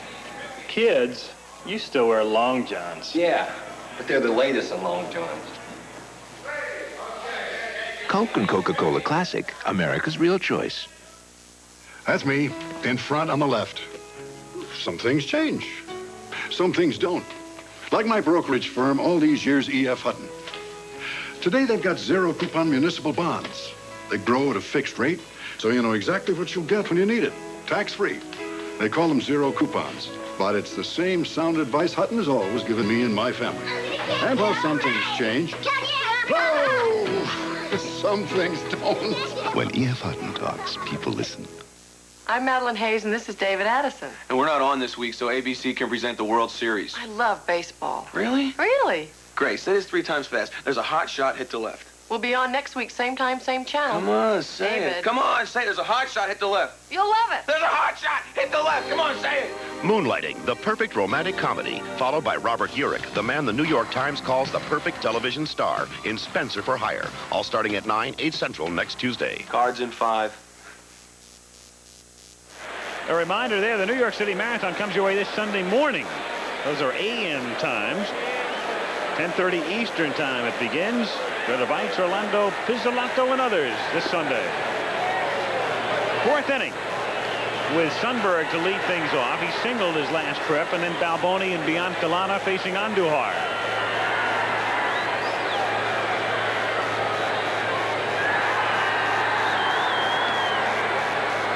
Two balls, no strikes, the count.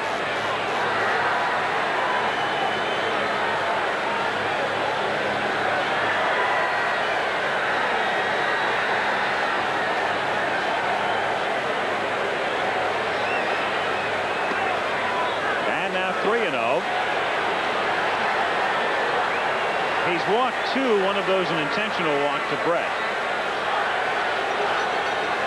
Not exactly having easy innings.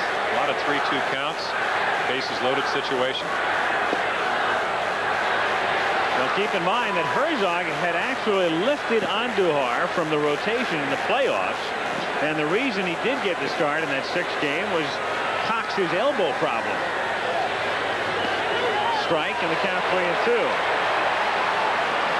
Doral Norman Herzog out of Independence, Missouri.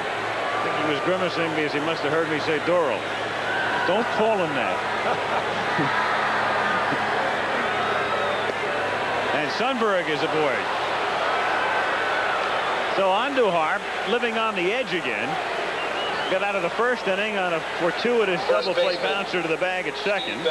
Balboni's ball somehow stayed in the park in the 2nd inning. The bases were loaded, and he struck Sheridan out in the 3rd inning, and now he has walked Sundberg in the 4th, and Balboni the batter.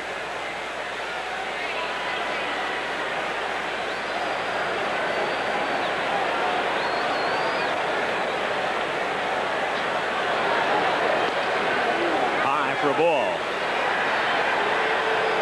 And Porter goes to the mound. Won't take Herzog long to get Campbell up again if necessary. He was up and throwing in the 3rd inning. For the moment, though, the bullpen is silent. Well, we go back to the famous stat that Steve Hurt has given us all year, that Major League average, when the runner gets on with nobody out, 51% of the time he scores. To get an out when a runner gets on, it's only 14%. So it's important, obviously, from a percentage standpoint, and that's what baseball is all about, is to get the first runner out. It's a game of firsts, no question. 1-1. Of course, here what you do, and again, we've talked about Steve Balboni, the 36 home runs, the 88 RBIs, also 166 strikeouts. You watch his, excuse me, Jim, you watch that first step, and that first step is right toward 3rd base. He's opening up too quickly. The point I was going to try to make is that when you get Sundberg on, you more or less have to pitch to Balboni, but not around him.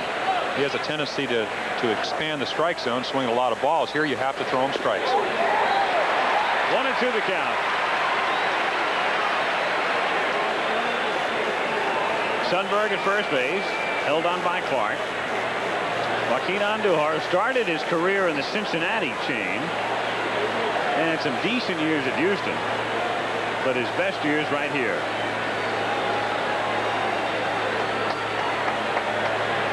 Drops down just outside. 2-2.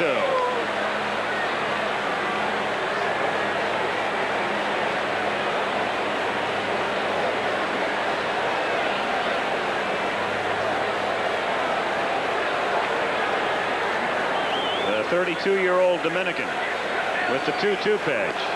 Ball 3. Tempting, but Balboni holds back.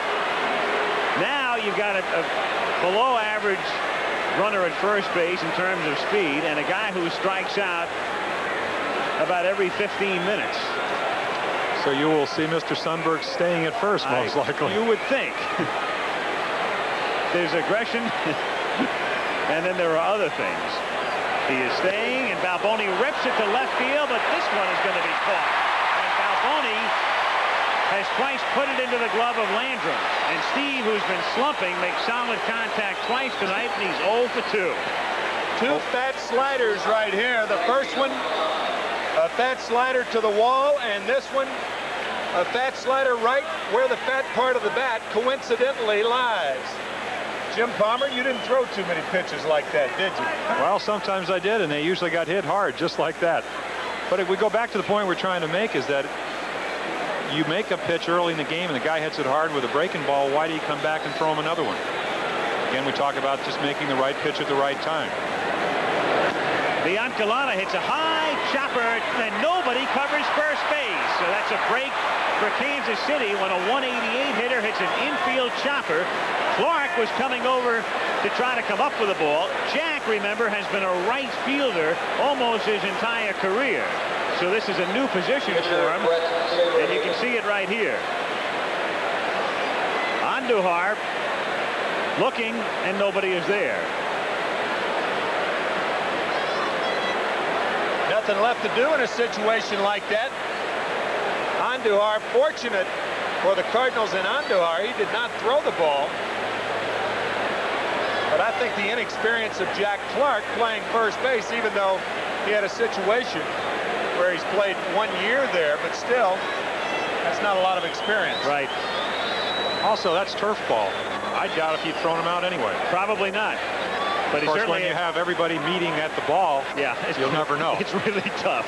All right, now Saberhagen should be bunting. The Cardinal infield expects it. Runners at first and second. And 1 out. Saberhagen squares and lays it down, and it's fielded by Clark, but Andujar then comes up with it as it goes through Jack, and the out recorded at first base. Looked like Clark wanted to make the play, and it went through to the pitcher with her covering. Well, nice bunt by Saberhagen. First time he's ever had to do it. Gets it down again. Jack Clark, who was a right fielder last year, doesn't come up with it. And Joaquin makes a nice play to make the play. So the Cardinals really with a break that time, because that could have been confusion to the extent the bases would have been loaded. And up comes Lonnie Smith. Remember, too, Andujar was the Gold Glove winner among National League pitchers in 1984. Lonnie Smith struck out and singled with runners at second and third. So again, the Royals with an opportunity for a turning point. They had one and watched it go down the drain with Sheridan in the 3rd inning. And they have another chance here in the 4th. Strike.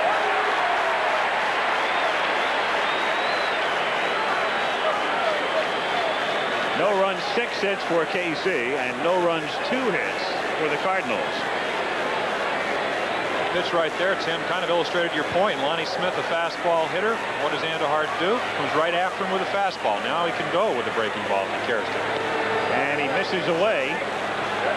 1-1. On all even counts, if you throw to a hitter's strength, then there's always the element of doubt in his mind as to what's going to be thrown. Sometimes you have to throw to his strength to get to his weakness, and you get hurt with that theory at times. You can't continue throwing guys a breaking ball after if he's a fastball hitter, because pretty soon he's going to be a breaking ball hitter. 9 of 18 reaching, but a 0 on the board.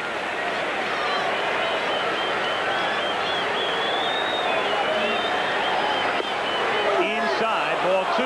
2-1 the count. Andujar shaking his head, thought he should have had that call from McKeon. Well, again, when they throw him the fastball, they try to stay in. Look for yourself. Kind of hard to tell from this angle. A matter of really throwing the ball exactly into the glove. Now here comes Herzog, and the bullpen will get busy again. Lonnie Smith was looking for a breaking ball there, and Andujar just missed with a fastball. And Whitey realizes that the Kansas City Royals have stranded 5 through 3.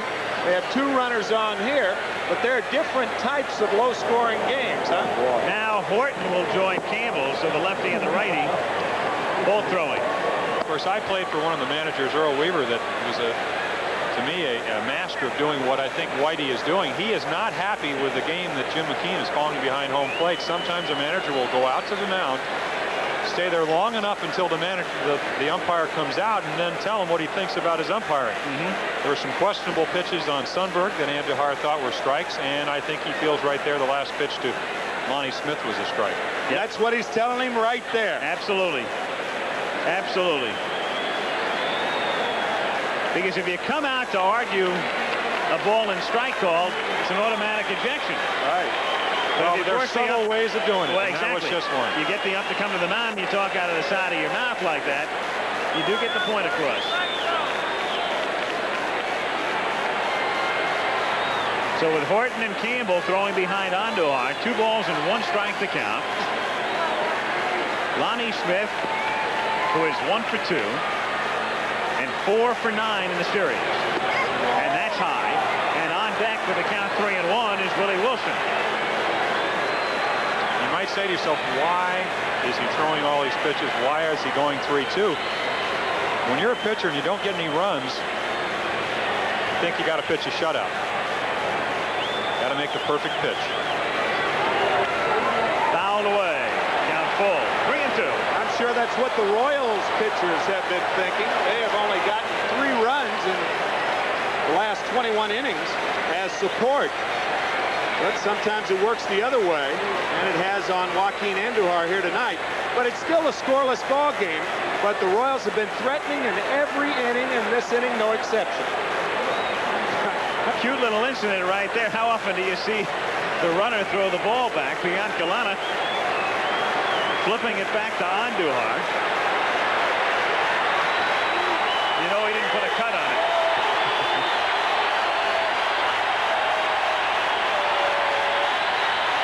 3-2 pitch coming. And it's ripped to right center field, and Van Slyke can't make what would have been a fantastic diving catch. 2 runs, will score as he is safe at second. And had he been out, I was watching the runner, and he just barely got to the plate in time. So the runs would have counted in either event, and Smith is at second, and the Royals finally get a break. Remember that 1-1 pitch when Lonnie Smith was looking for the slider? Well, he finally gets it 3-2. And in my opinion, it's a case of Joaquin Andjuar going to the slider too often. A diving try by Van Slyke. And he finally gets to his feet, but it's too late. 2 runs have scored, and Lonnie Smith's at second. So 2-0, and Wilson is the batter, and he has singled twice.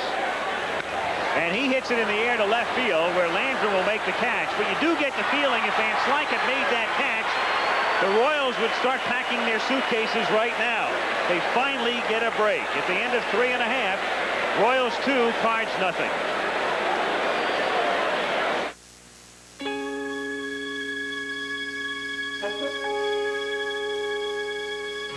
If I thought that no one cared about the things I do in life, well, I'd still care about working hard and making it turn out right.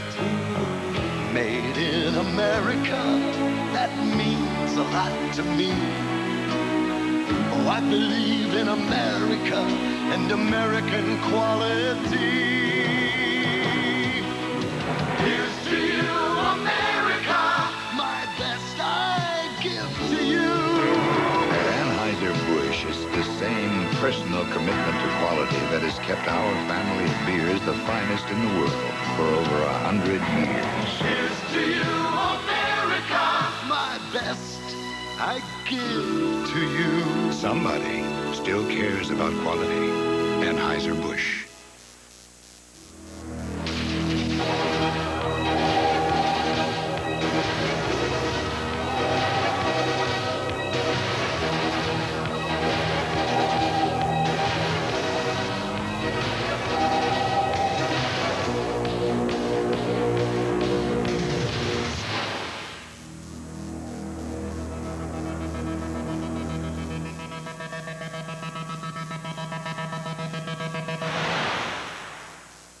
Undefeated second-ranked Penn State tangles with West Virginia, or number 3 Nebraska collides with Colorado. CFA coverage begins with College Football Today, Saturday. Tommy Hurt coming up. He was here in '82, and I asked him how he felt when that '82 team was dismantled. I was very upset when we started to dismantle the team, because when you're on a team that wins, you get a kind of arrogance about you, and you think that you can go on forever that way. And to have so many players taken off that team so quickly, I couldn't really understand what the philosophy was with the organization. Tommy Hurt talking about a team that won a world championship here in '82, and he was a part of it. And then we mentioned Whitey Herzog, almost in the mold of a mad scientist, pretty much rips it apart, puts it back together, and here he is back in the World Series. Timmy was before talking about the '82 Milwaukee Brewers, and there was a team that not only was good, that was a young team with Robin Yount coming into his prime, and Paul Molitor, and Charlie Moore looking like he would develop, and people like that, and all of a sudden they hit rock bottom. A lot of things happened to that club. Of course, Pete Vukovich had the rotator cuff problems, as did Paul Molitor. Pete Vukovich won the Cy Young Award that year. Raleigh Fingers. Raleigh Fingers, uh-huh.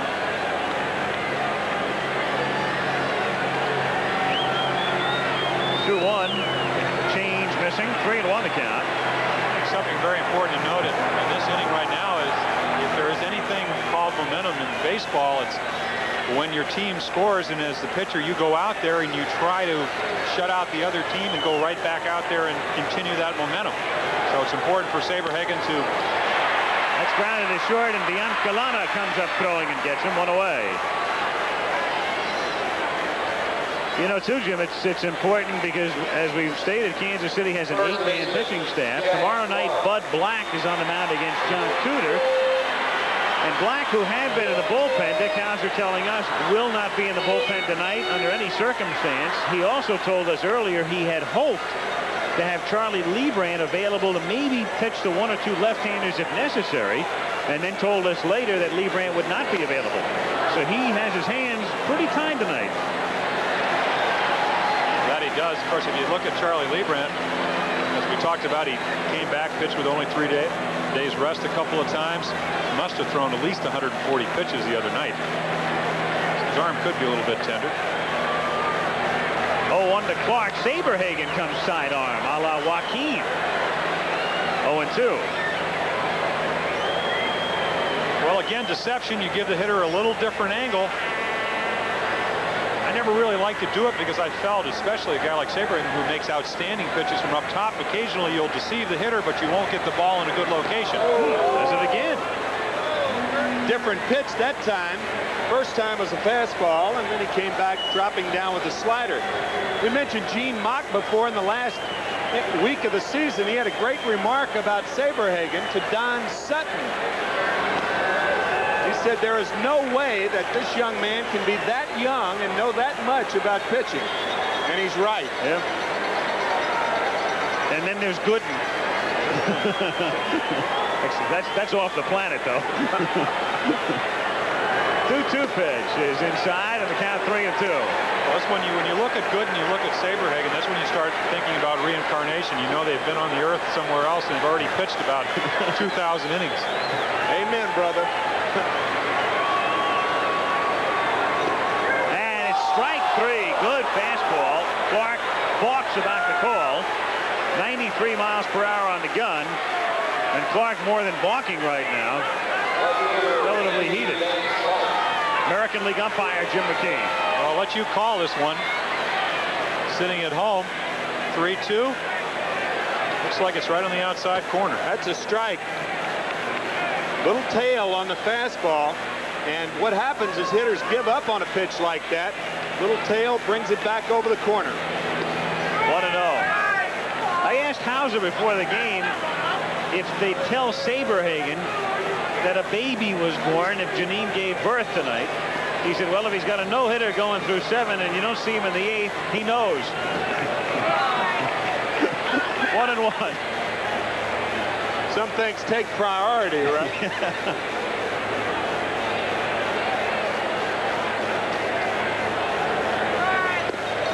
Good fastball. This is just what Van Slyke needs in a slump. Having a tough time swinging, and the guy comes in at about 94. On the corner. Yeah. You're saying, why me? Why can't he throw one down the middle to me? Still 1-2. St. Louis is the home of the Spinks brothers, and there is Michael Spinks. Butch Lewis, his manager, man who did it, beating Larry Holmes. Brother Leon, of course, from St. Louis as well. 2-2 the count.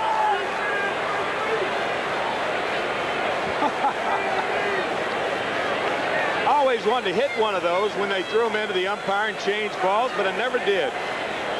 I'd like to come back sometime when they enlarge the roster in September and just take one shot. Pitchers changing the ball and take a hack at it. Well, I suppose since we saw a shot of Spinks in the stands, this inning ends with a punch-out. And at the end of 4, it's 2-0 Kansas City. To the thousands of you who tasted Eagle Snacks Honey Roast Nuts on airplanes and begged us to sell them on the ground, good news. Eagle Snacks Honey Roast brand nuts have landed at supermarkets everywhere. So if you want those genuine, touched with honey, so good they're patented Honey Roast Nuts, all you have to do is look for the Eagle and fly to your store. Nothing tastes like an Eagle snack from Anheuser-Busch. You don't want your cooking tasting like this, do you? A little dull. That's why you need Accent. This little package can wake up the flavor in your favorite cooking. Look.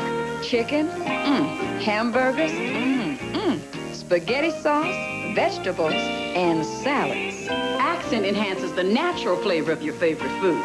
You may not see the difference, but you taste the difference. Accent. It wakes up the flavor in your favorite food. It's supercharged. The new Energizer AA battery. From Energizer Science comes the longest-lasting Energizer AA ever made. No other battery can outlast it. It's supercharged. It's America's newest bundle of energy. When you've got to go in ice and snow, you're gonna go with Prestone. Driving just 10,000 miles on weak, neglected antifreeze can leave a radiator looking this bad, while the Prestone radiator looks this good. America goes with Prestone. The World Series is a lot like the Civil War. You put a uniform on and go out and fight for your team. I know you wouldn't miss the World Series, so don't miss North and South, premiering November 3rd. This ABC Sports exclusive presentation of the 1985 World Series is being brought to you by Eagle Snacks, the quality snacks from Anheuser-Busch. It's halftime here in St. Louis, so let's get a summation from Reggie Jackson. Well, right now, you know, you can see why that Bret Saberhagen has a chance to be the Cy Young winner in the American League. This is the way he pitched against us when the California Angels were stopped the last week over there in Kansas City. And I guess it goes to show you that he doesn't have any physical problems. Bret Saberhagen, although he's only 21 years old, he's cool, calm, and collected. Playing in Kansas City, you don't hear a heck of a lot about a guy like this. But believe me, you can see he's on target. And you can see that Mr. Joaquin Andujar on the other end of the spectrum, on the opposite end of the spectrum, has been in trouble all night long. Kansas City and Mr. Bret and company realize that Andujar has problems. He's been working and leaning on his slider, and he's going to have trouble tonight. I sure like the way Mr. Saberhagen's throwing. So far, so good. He's allowed only 2 hits. Andujar has given up 7. Casey leads by a score of 2-0. And Bret, who has drawn an intentional walk and singled, will be followed by White and Sheridan. You know, when you find a guy in trouble and behind hitters like Andujar's been all night, you realize it as a Royal and you want to take advantage of it. Bret with a base hit into right field, and so George has done his job tonight. They pitched around him, walked him in the first inning, an intentional walk, then a single, a rolling single in the third, and a line single here. There's a team down 2-0, and the most impressive thing of this series so far has been the swing of George Bret. He has impressed both the Cardinals and, of course, has impressed Frank White and the Royals throughout their career. That is a classic swing, that closed front shoulder. Look at this swing. I mean, obviously a line drive on the end of it. Stands to reason. And he makes it look so simple. You begin to wonder, why aren't there more fellas who can hit that way?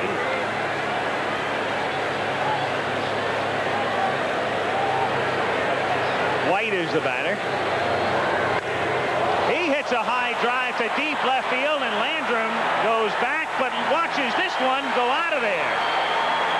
And Landrum turned as if he had to play all the way, and you had to wonder, after Balboni's ball stayed in, you wonder if Landrum could make the catch.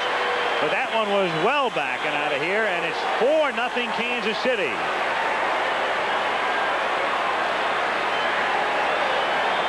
And the bullpen is busy again with Horton and Campbell, and that is the first home run of the 1985 World Series. By a guy that's not supposed to be a fourth hitter.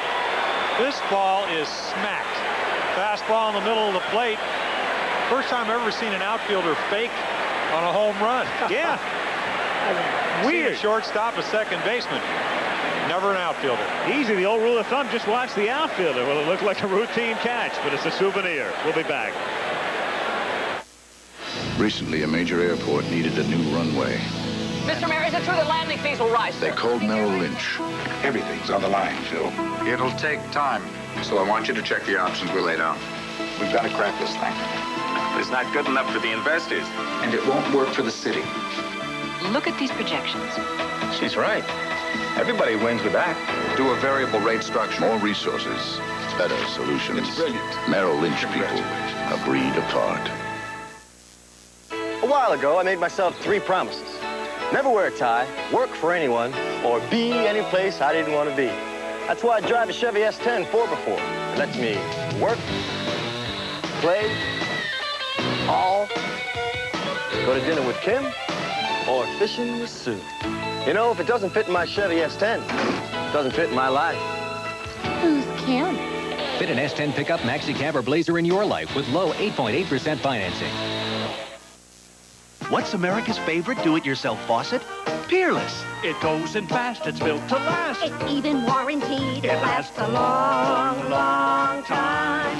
No tools to use. You just can't lose. And look, it doesn't grip. It lasts a long, long time. Peerless washerless faucet installs in no time. And lasts a long time. It lasts a long, long time. Peerless installs in no time, lasts a long time. The enemy, potholes. When pavement cracks, it can tear your tires to shreds. Now consider Vector, Goodyear's unique all-season radial. Its crisscross tread has a backbone of belted steel to help repel road hazards and deliver thousands of miles of sure-footed performance. The Goodyear Vector.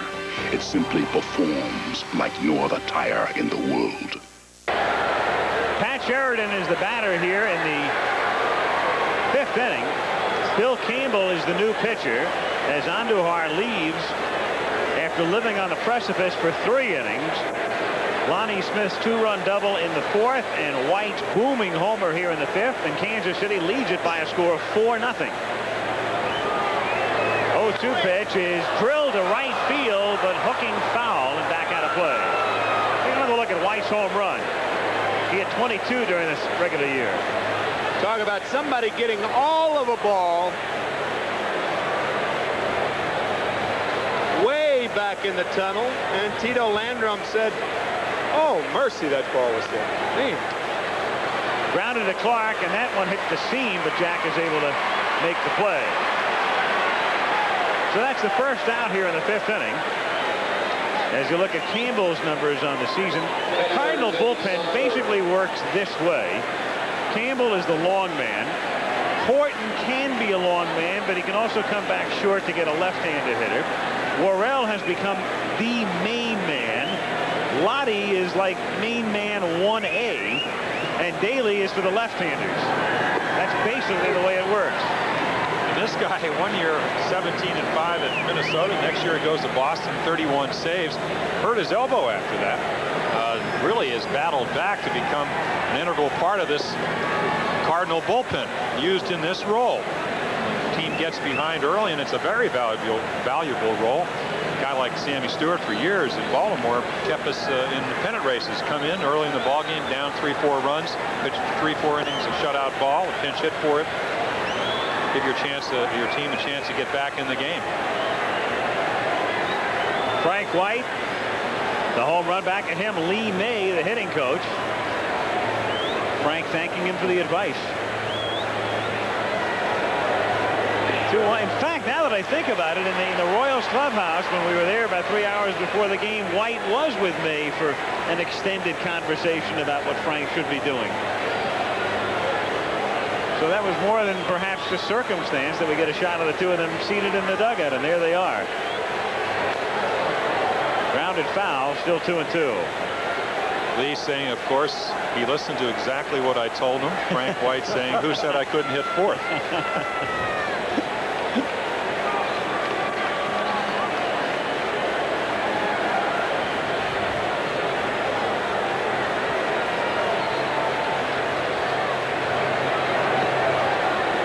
Full count, 3-2. 4 runs on 9 hits for Kansas City. No runs, just a pair of hits for St. Louis. 1 out, nobody on. 5th inning. And he's on. Sundberg with a perfect night, a single and a couple of walks. Scoring summary in the 4th inning, Sundberg the walk, and Biancalana that chopping single. Saberhagen moved him along with a bunt, and Smith doubled. And now in the 5th, the single by Bret, the homer by White, the exit by Andujar, and the Royals trying to make it 2-1 in the series. Campbell in his 13th season in the major leagues, playing with his 5th team and in his first series game. Somebody trying to get into the ballpark. Probably Euchre. Came down from where he was seated, right? Yeah.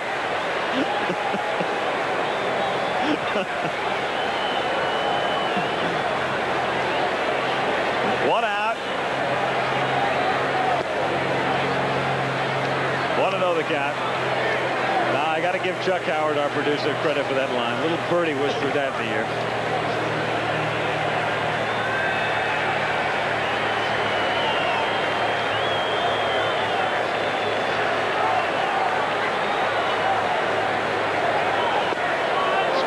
Luke is in the hotel that overlooks the top of the ballpark across the street.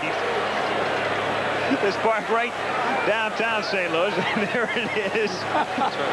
Couldn't get a room. He's on the roof. Yeah. There's no television in it. Luke has a little studio apartment up there. 1-1 is the strike, and it's 1-2.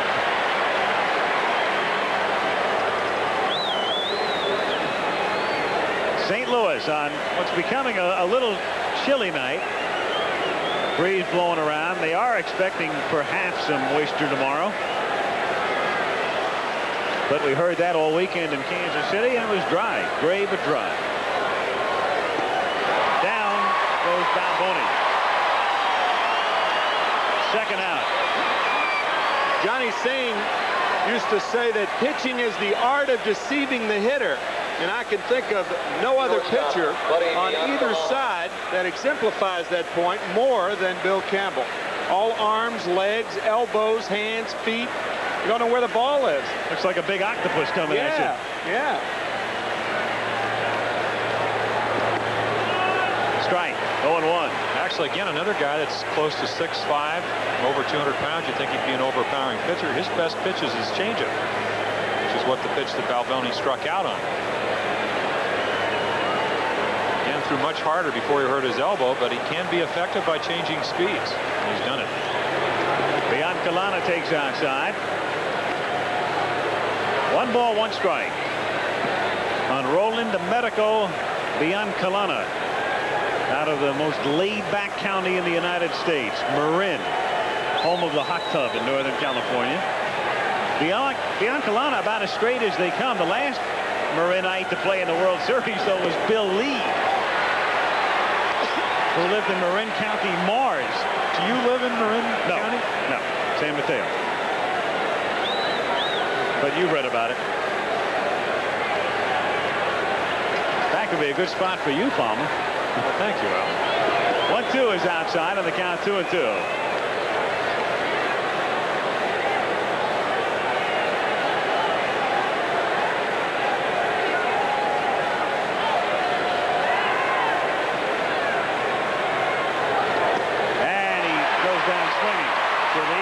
But the damage was done. 4-0 KC back after this word from our local station. Come on, guys, you're missing the World Series. And my family loves to sit down with Mr. Baseball here. Hi, honey. See what I mean? But if you really want the best seat in the house on Friday night, you love ABC. See that? What a kidder. To start the laughs off is Emmanuel Lewis as Webster. Then you'll love those chuckles with me and Mr. Belvedere. Gary Coleman keeps it rolling on different strokes, and Robert Guillaume is the hilarious Benson. Guess I'm stuck with you, huh? Batter up. Back when Carl Karcher opened his first Carl's, houses were selling for $10,000. A haircut was $a quarter, and a Coke cost just a nickel. But today at Carl's Jr., a Coke is free with Carl's Jr.'s old-fashioned value tray. Just buy one of these 3 great cheeseburgers. an extra large order of fries. And Carl will give you a Coke Classic, free. Try the old-fashioned value tray today, and you'll get a Coke Classic, free.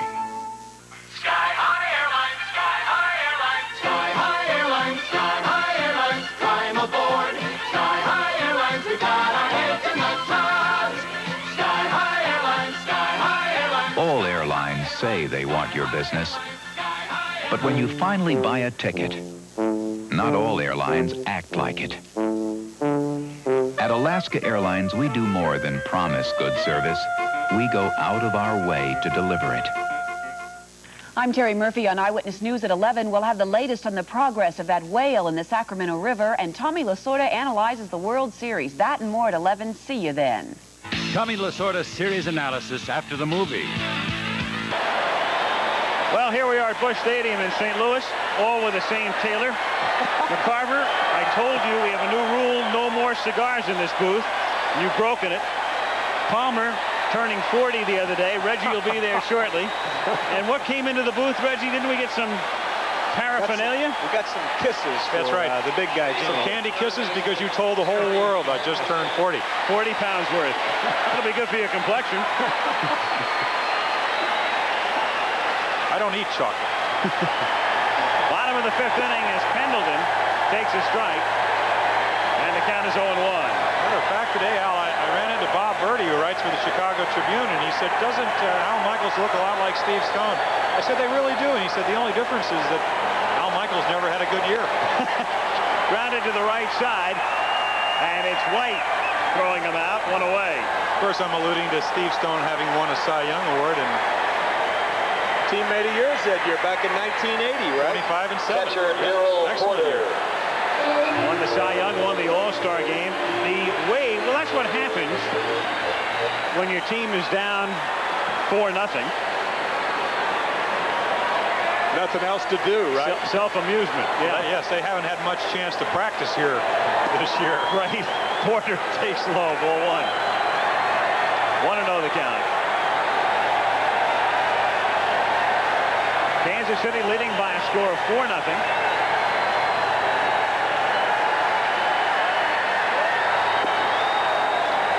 And it's 1-1.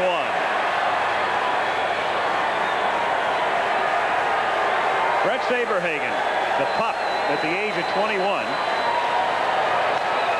gets Porter to hit a fly ball to left center field. And Willie Wilson comes drifting in to make the catch, and that's the first 2 men retired here in the inning, and a total of 10 in a row. College football presentation for you. Check your local listings with Penn State, West Virginia, Nebraska, Colorado. And basically, the Mississippi River will split the country. You'll see the first one if you're east, and Nebraska, Colorado if you're west, and split screen if you're on the barge going down the Old Muddy, which is right outside this ballpark. Tell you, in this ballpark, you think you're in Lincoln, Nebraska tonight with all the red that's being worn, either there or Owen Field in Norman, Oklahoma. Landrum, not too much red in that dugout. Al McRae, the designated hitter whose job now is as a pinch hitter. That's fouled away, and the count is 2 balls and 1 strike.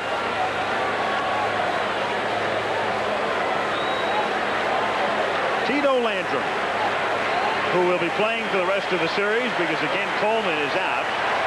That bone chip discovered. And that's ball 3. Bullpen busy with Horton. For the moment, Campbell is on deck, but down 4-0. If Landrum gets on, I'm sure you'll see Herzog go to the bench. He's just not tipping his hand at the moment. And that's grounded to the right side and through for a base hit. So Landrum 5 for 10 in the World Series. Still having a great postseason. And Mike Jorgensen emerges from the dugout to pinch hit. That's only the 3rd hit for St. Louis, and all have been singles. Number 19, Mike Jorgensen. Jorgensen's been around a long time. Mike played with the Mets and with Montreal, and has come over here as a backup first baseman. He's always had a good glove. He's also played with the A's in Texas, and there goes Gary Blaylock. No doubt Gary Blaylock going out to tell Bret Saberhagen, because he's never pitched to Mike Jorgensen, what the book is on Jorgensen. And if you're a catcher in a pinch hitting situation right here, you're not as concerned with the book on the hitter as much as you are on the mental book on how your pitcher is throwing. Always thought that was much more important than a hitter's weakness. You stick with a pitcher's strength, especially when your pitcher is pitching as well as Bret Saberhagen. Ricky Horton there warming for the Cardinals. He'll come in the top half of the sixth inning. 4-0 Kansas City. 2 out. Landrum at first. Bottom of the fifth. Jorgensen, 37 years old. Kind of funny, he was with the Mets briefly at the end of '68, went back to the minors, and then with the Mets in '70 and '71. So he was in between postseason for them. And here's a guy in his advancing 30s who finally gets the chance now, after playing with all those clubs all those years, to see postseason action.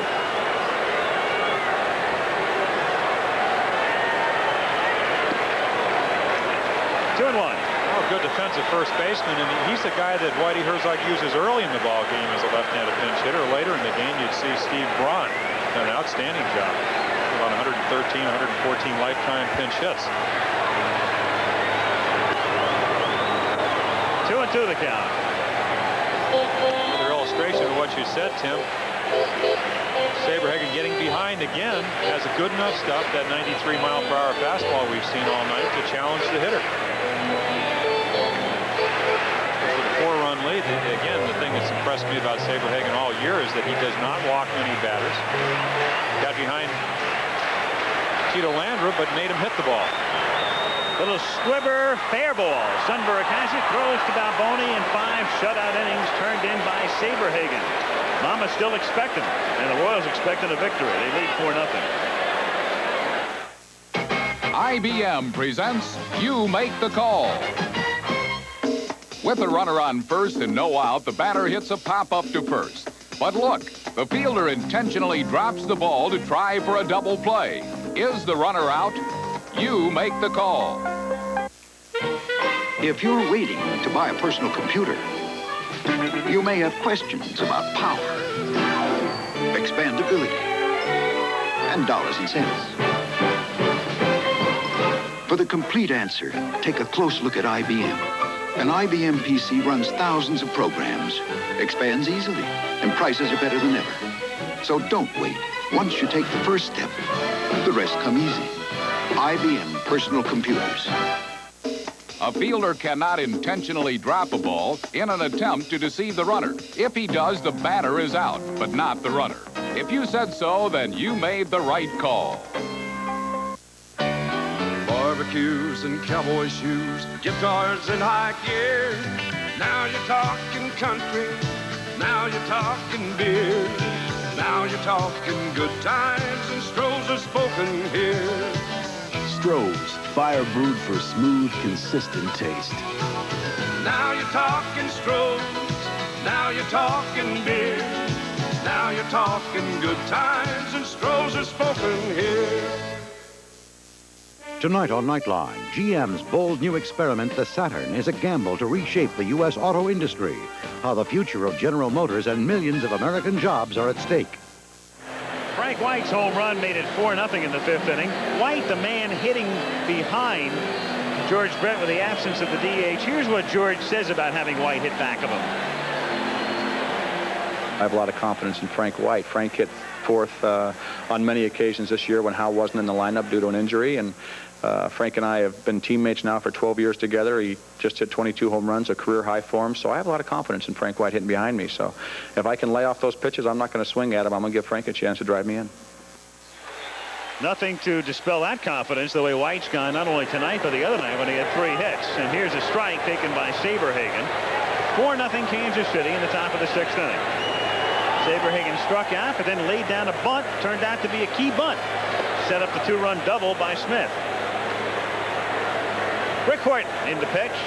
Andujar started, then Campbell, and now the lefty. Breaks his bat and hits a chopper back of second, but there's Ozzie to throw him out.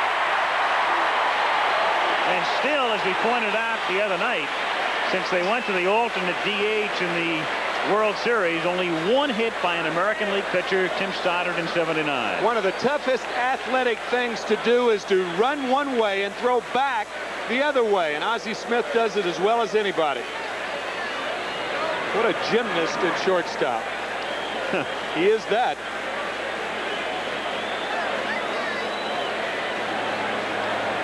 Lonnie Smith taking a little extra time, even though there's only one out. Saberhagen still walking back to the dugout. You love to watch Saberhagen. As you see the earlier at bat, the double for Lonnie Smith that Van Slyke nearly came up with. Fouled away. 0-1. Started to say the Saberhagen. A lot of people have had a lot of chance now to look at him in postseason action and see how calm he is, how poised he is. And the great thing is, too, he's loving every minute of it. Grounded to short. Smith up with it. 2 down. Players, especially today, of this age, and the younger players in particular, have grown up in the age of television and the advancements made by television, and they've all watched the World Series and All-Star games and playoffs within the last few years, and they sort of know how it's done. And for many, you can sense it when you talk to them. This is the ultimate dream. They're living out the fantasy. It's amazing when you consider that only 3 years ago, Bret Saberhagen was pitching for Cleveland High School in Reseda, California, at Dodger Stadium, right? Reseda, right? Reseda. Oh, it is Reseda. Yes, it is. All right. Same thing happened to me in my first World Series. I pitched against Sandy Koufax. Incidentally, the last game he ever pitched. Didn't expect to win. As it turned out, I did. Just wanted to pitch well and not embarrass myself. Youngest pitcher ever to pitch a shutout in the World Series, James Palmer. 20 years, 11 months, and 21 days old. Just a mere baby. 1-2. And if you come back next year, you'll have a chance to be the oldest to pitch a shutout. Hello, Earl. They check, and they get the call on a check swing from the first base umpire Engel. And Wilson very unhappy with it. You judge for yourself here. Went too far. So it's a 3-up and 3-down inning. And we'll be going to the bottom of the 6th. The score remains Kansas City 4 and St. Louis nothing. Today, Chevrolet is merging a world of ideas for you. It's coming now to the USA. The fun awaits for you today. Come and be a part of it all. Today, Chevrolet is like an international auto show. Imported and American-built small cars, wagons, hatchbacks, convertibles, 3-, 4-, or 6-cylinder power. Nobody nowhere has more kinds of small cars than your Chevy dealer's International Auto Show. Drive today, Chevy. Live today, Chevy. Chevy. The essence of bobsledding. The new sled feels like gliding on silk. The essence of shaving. This is new Atra Plus, an incredible advance in Gillette shaving smoothness. The Plus is the unique lubricating strip that glides the razor effortlessly. You never felt anything smoother. New Atra Plus by Gillette. The essence of shaving. Cheese, glorious cheese. So sumptuous and luscious. Cheese, marvelous cheese. Makes everything scrumptious. For exciting new ways to make your meals sing, come on into your grocer's today. Get new cheese ideas and a great variety of real cheeses that'll get you cooking. Glorious cheese. Make your meals sing with real cheese. Charlton Heston, John James, Barbara Stanwyck, Ricardo Montalban, Emma Samms, and Catherine Ross in Dynasty 2, The Colbys, coming in November.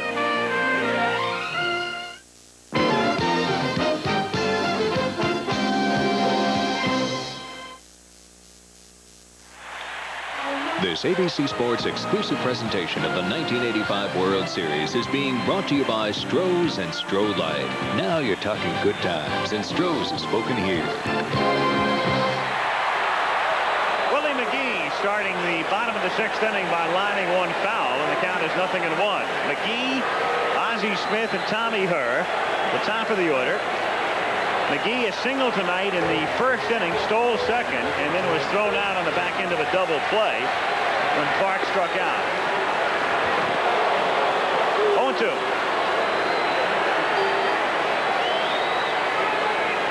Bret Saberhagen, who led American League pitchers this season in control, walked only 1.45 per 9 innings. 1-2. Tonight he has walked 1. That was Tommy Herr in the 1st. And he has 5 strikeouts. He's a lot like the pitcher we're going to be seeing for the Cardinals. A little bit better fastball, John Tudor. Of course, they throw with opposite arms. That's a ground ball foul. Tudor being left-handed. The difference is that because of Saberhagen throwing around 93 miles per hour and Tudor in the mid-80s, he doesn't have to pitch inside, doesn't have to establish both sides of the plate, even though he can do it. But boy, he can make good pitches. Saberhagen can't away from him. Popped up. Bret, 1 out. The Cardinal hits were McGee's single in the 1st. Shortstop, Ozzie Smith. Single in the 2nd inning. And Landrum's 2-out single in the 5th. Ozzie Smith fouled out and grounded out. Switch hitter. Ozzie, a .264 hitter, left-handed this season, tries to bunt his way on and fouls it away, and Bret was charging in as he dropped the bat. 0-1. Ozzie Smith, after becoming the league championship series MVP, all of a sudden has reverted. 0-9.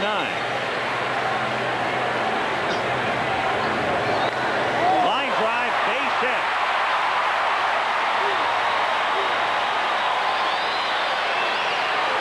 Saberhagen must feel like target practice in the league championship series. Got one off his heel, one off his hand, and this one goes whizzing by his ear.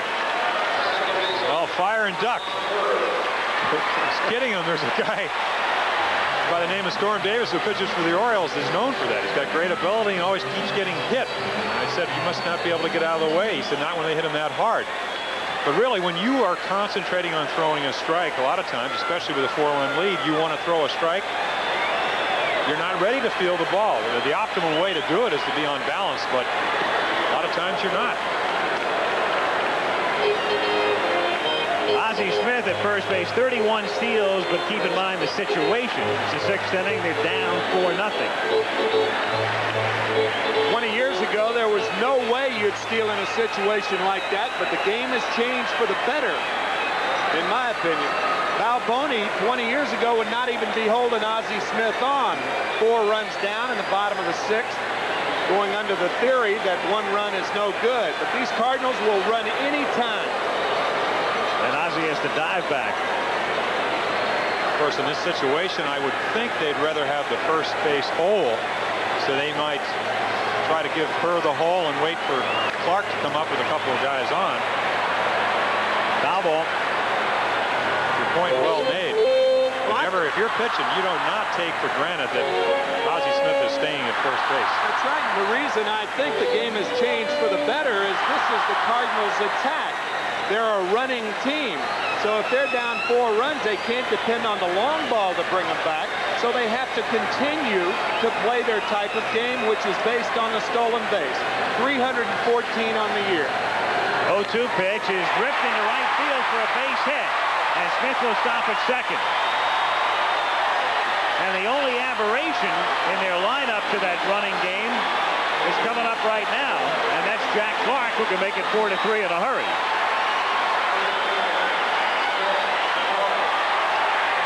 Ball down and in, a very dangerous area, especially to a left-handed hitter. And Tommy Herr does with it what a lot of left-handers will do, put a line drive on it.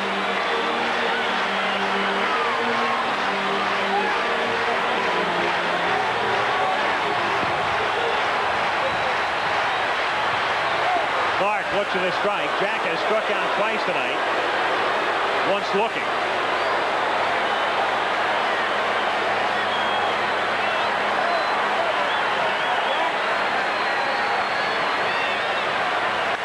Ripped into center field for a base hit.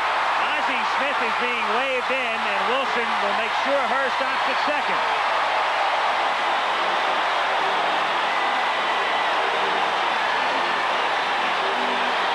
Well, we've talked about Saberhagen's ability to make good pitches.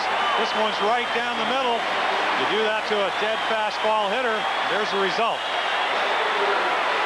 Smash to center. And the bullpen will get busy for Kansas City. Looks like Steve Farr, and it is. Throwing in the pen.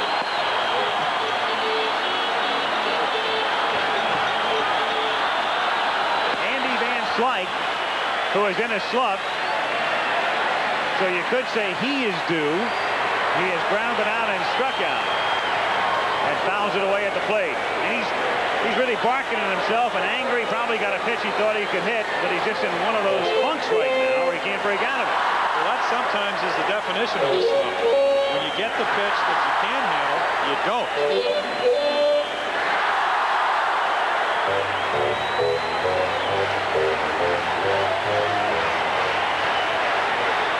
0-1 to him.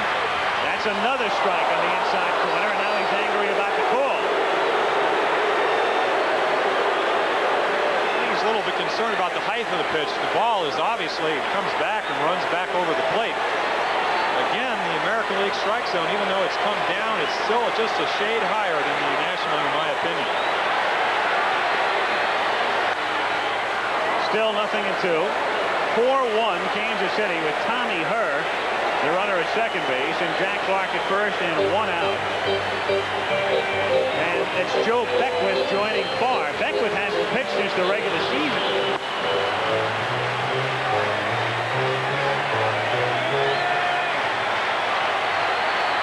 Time called at the last moment as Saberhagen was ready to come to the plate.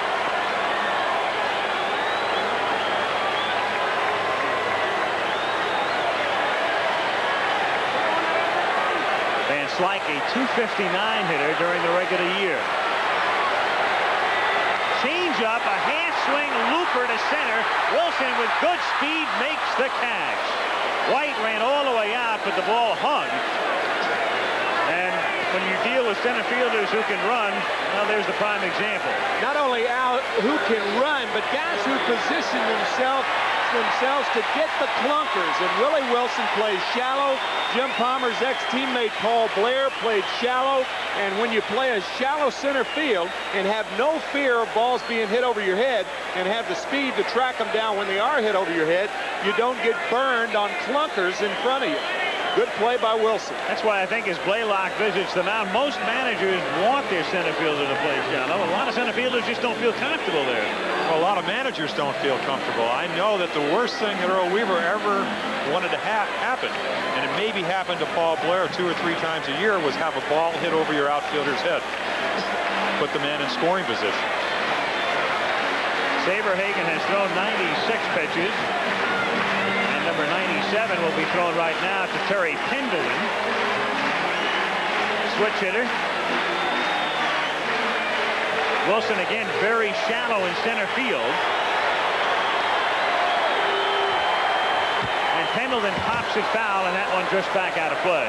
0-1. I think a point to illustrate that is that it's great when Wilson makes a catch like he did. Now, of course, you talked about his ability to go back, and he does have that. But if Van Slyke or even Pendleton, with a 4-1 lead, hits the double, something up the gap that Wilson doesn't get to, not only do you score 2 runs, but you put it up the tying run at second base. But it's a matter of preference. Outfield alignment right there. Willie shallow and shaded toward left. 2 on and 2 out, and the 0-1 pitch coming is almost a wild pitch. And that one just slipped out of Saberhagen's hand. 1-1. Nice play by Sundberg. Well, just a curveball, right? He just loses his grip on it. Happened to myself quite a bit all the time. Big play there by the catcher. Otherwise, it's second and third. Saberhagen only threw one wild pitch all season, and as we said, he led the league in fewest walks per 9 innings. 1-1 is a changeup, line to right field, but Sheridan is there and makes the catch. So he gets good wood, but the inning is over, and the Cardinals settle for 1. 4-1 Kansas City. Stolen bases, pennant races, stand right up and cheer. Now you're talking baseball. Now you're talking beer. Now you're talking good times, and Stroh's is smoking here. Stroh's, fire brewed for smooth, consistent taste. Now you're talking Stroh's. Now you're talking beer. Now you're talking good times, and Stroh's is smoking here. MasterCard, find me a bargain. MasterCard International. So worldly, so welcome. So worldly, so welcome. Maybe something in blue. MasterCard International. MasterCard, you're so chic. The following message is furnished by Major League Baseball in cooperation with the Players Association. As a ball player, I make plenty of decisions every game, but the best decision I ever made affected my entire life. I decided to give up drugs, and for me, it was a life-saving choice. As a young person, you make decisions every day. Don't let drugs ruin your future. Make the right choice. Say no to drugs. Baseball cares about you and your family. She was the last of the Bells, waiting for the boy she'd only met once. North and South starts Sunday, November 3rd. Going to the 7th inning, talked about Bret Saberhagen's poise several times tonight, and I asked him to try to explain it. Mainly because my best friend in high school and Little League was 2 years old, a year and a half older than me. He was 2 grades ahead of me in school, but he was only a year and a half ahead of me in age-wise and a year ahead of me in baseball. So I was always like 1 year behind him, but we were pretty much playing against each other. And I was around his friends in high school when he was a senior. I was hanging around his friends, and I was a sophomore at the time. So that might have had something to do with it too. And a pretty good upbringing. And there's his father. Almost looks as young as Bret. Bob Saberhagen. With Bret swinging and missing in the count 0-1. And what a thrill to watch your kid come up in high school and cap his high school career in Dodger Stadium in a high school championship game. And 3 years later, you're sitting at the World Series. I think he was 9-0 his senior year, yet he was drafted in the 19th round, and he hurt his arm after he completed it. His senior year of pitching. 1-1 to Bret from Horton is outside. 2-1. Royals losing 15 games this season in which they were ahead going into the 7th. And that's a remarkable thing when you think about Quisenberry. Well, what makes it, in my mind, somewhat unremarkable is, number one, as you said, Quisenberry did not have a vintage year. But number two, you're talking about a team that was 13th in batting average and 13th in runs scored. So therefore, they were probably in a lot of one-run ball games. Instead of leading 5-2, it might have been 3-2, 2-1. All right, we'll call it quasi-remarkable then. Joaquin Andujar. A starting pitcher normally goes back to the clubhouse. If you've been watching the Cardinals in postseason, in all of Joaquin's games, he has remained on the bench. And there is tomorrow night's pitcher, John Tudor.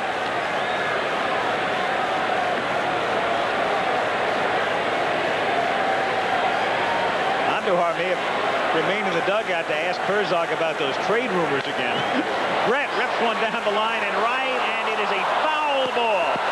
And that one was called by Billy Williams down the line in right field. One of the reasons you go with 6 umpires in the World Series. Regular season, the first base umpire makes this call. Hey, this ball just foul. Hooking, hooking, hooking.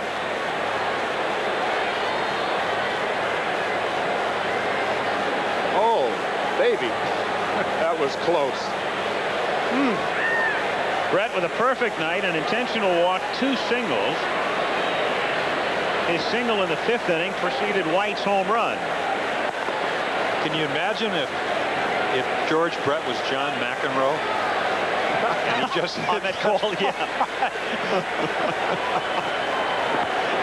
2 is inside for ball 4. Yeah, he'd be off the circuit for 3 weeks. You deferred to Chuck Howard before. I have to defer to Reggie Jackson. Great line, Reg. Wednesday, game 4. Tomorrow, Bud Black for Kansas City and John Tuner for the Cardinals. And again, the times are all the same. We're in the Central Time Zone, so everything starts at 8 Eastern, 7 Central, 6 o'clock in Denver and Environs, and 5 o'clock on the West Coast.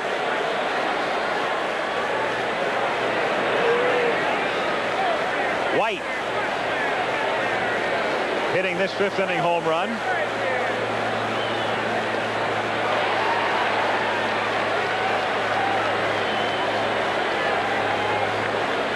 He's only 5 for 9 with a dinger.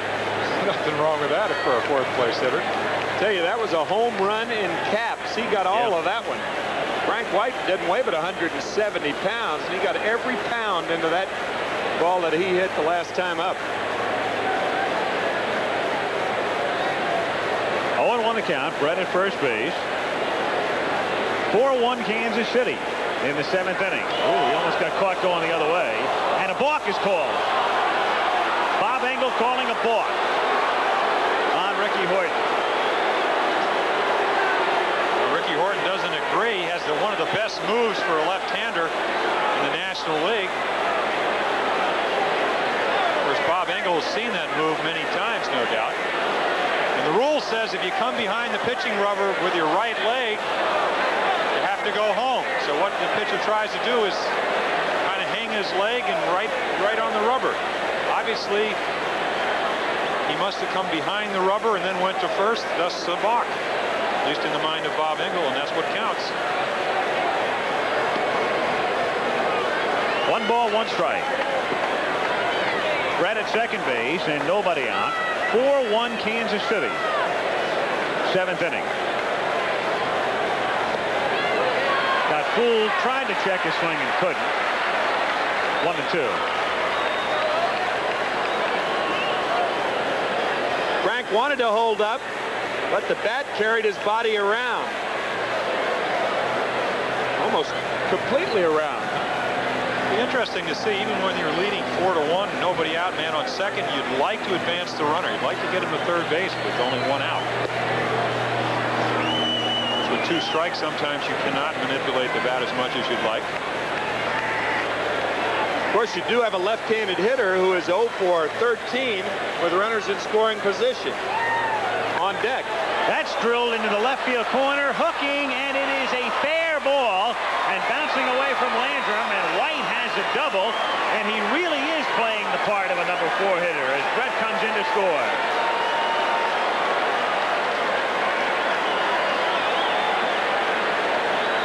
With due respect to my colleague, I would much rather see a guy get him in this way and now have Pat Sheridan push him over. What do you think? No kidding. No joke, right? Exactly. Except, of course, it was 2 strikes in, and then more you're going due for respect, yourself, right? I doubt if Sheridan would have hit. It probably would have seen Motley. Yeah, could be. We could go on all night like this. Indeed, we'll defer to you, Al. I beg your pardon? Say, we'll defer to you. Take I was just sitting here reading the book. So you finally did read the book. I've read a few recently. 5-1 Kansas City with nobody out, and Sheridan at the plate.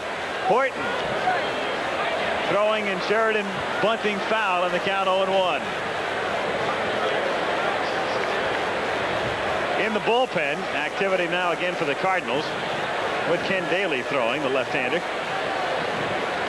When the Cards bat in the bottom of the 7th inning, the pitcher is due up 3rd.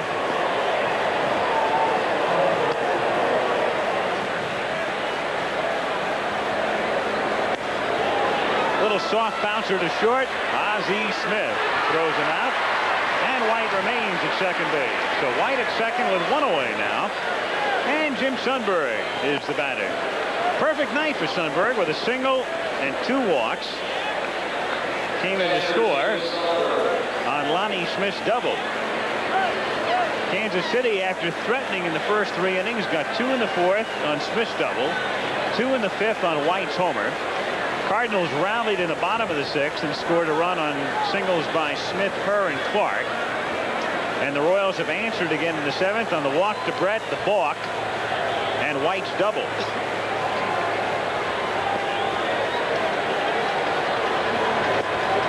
Outside, 1 ball and no strikes to count on Sundberg.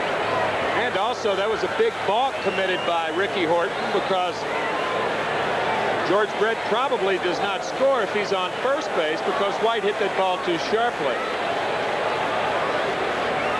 I think the umpires in the American League, Jim, are a little bit more liberal on left-handed balks than they are in the National League. I think there are more liberal in all kinds of balks. And the reason I say that, I used to pitch in spring training, and the moves that you would make with the American League umpires, you couldn't get away with the National League umpires.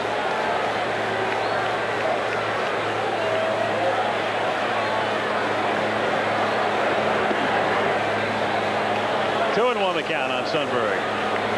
The actual definition of a balk is an attempt to deceive the runner, but a good move is also an attempt to deceive the runner. So there's a fine line. Of course, the umpire has to make that decision.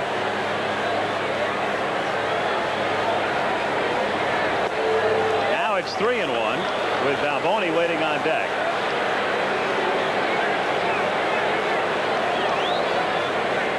There's Steve, who's 0 for 3 tonight. White has been the big man as far as the damage is concerned, along with Lonnie Smith. And that's ripped right back to him. And in self-defense, he makes the catch. And White remains at second. Well, you don't realize how close 60 feet 6 inches can be until you get one of these. And we're talking reflexes there. And that's exactly what that play is. Once again, not in great fielding position, just a reflex action. Well, here's Balboni, and they figure, why not? He's due. He's 2 for 11 in the World Series, and he was 2 for 20, 3 for 25 in the playoffs. So despite the fact he's in the slump, they're not going to take any chances. No sense in doing that. And they'll work on Biancalana with runners at first and second.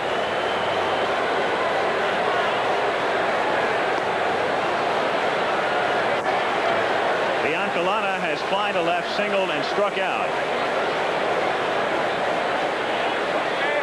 And Buddy making his way to the plate. Shortstop, Buddy Biancalana.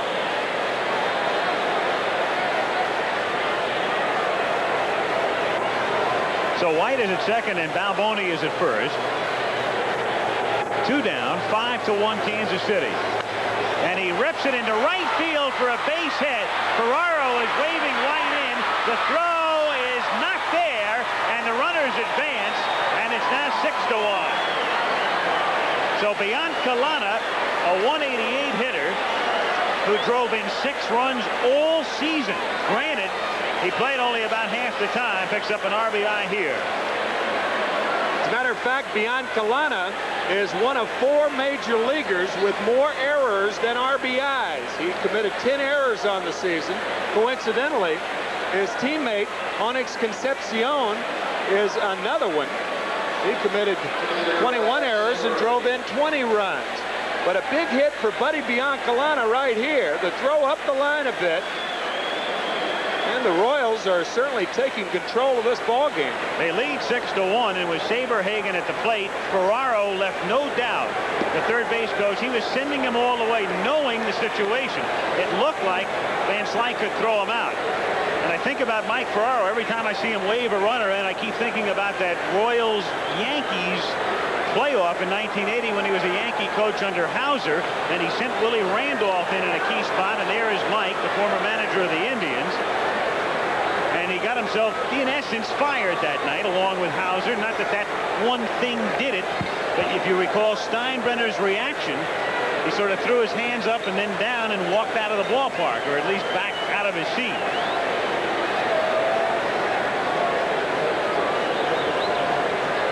Herzog, whose team wins 2 on the road but trails here at home 6-1. Whitey will still go bass fishing tomorrow. Grounded to short. Ozzie Smith throws out Saberhagen, but here in the inning, 2 more for Kansas City at the end of 6 1/2, 5-1 Royals. Lean on me when you're not strong, and I'll be your friend. I'll help you carry on, for it won't be long till you're gonna need somebody to lean on. When you need a truck to lean on, nothing works like a Chevy truck. Beef goes on, McDonald's beef goes on. Your big beef, pure beef, hot and lean. Oh, the beef goes on. You're 100% pure beef machine. Oh yeah, the beef goes on. From Big Mac to quarter pounder, lean and hot. Your big beef taste just won't stop. It's a good time for the great taste. Oh, McDonald's, the beef goes on. People tend to confuse me with the roles I play, which is ridiculous because I'm not a neat freak. For example, I just got a Beta Zoom copier from Minolta, but not because I can add toner without getting that disgusting black powder all over my hands.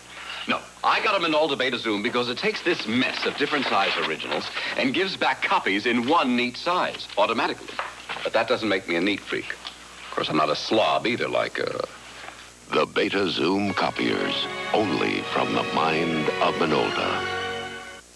Hey, Earl, I see we both made it to the series. Yeah, and these seats are better than the dugout. And now we can sit back, enjoy a Coke, and watch the game. Yep, with the Coca-Cola Classic. No, Earl, Coke. But this has the classic taste. This is light and smooth. This is the original formula. This is the latest. Billy, why are you always fighting? Fight? Who fights? I never fight. Want to sign my cast? Yeah, I'll sign it. Oh, Got Mr. a pen? Lasorda. Coke and Coca-Cola Classic, America's real choice. 6-1 Kansas City. Again, the scoring summary. Lonnie Smith's 2-run double in the 4th inning, 2-0. Then White followed with a 2-run homer after Bret singled. Cardinal run came in the bottom half of the 6th inning on 3 singles, and Clark drove in the run, and then 2 more for KC in the top of the 7th. White driving in one with a double and Biancalana the other with a single. Darrell Porter hits the first pitch in the air to Biancalana. 1 out. There it is graphically for you. Clark driving in the Cardinal run and the 7th inning story for KC. Tito Landrum grounded out and singled.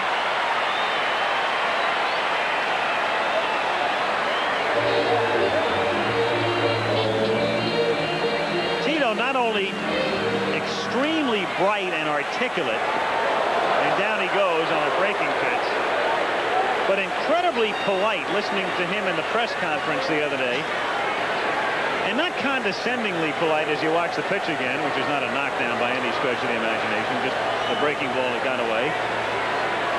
But every other man is addressed as sir, or if the lady asks a question, ma'am, and it's genuine from him.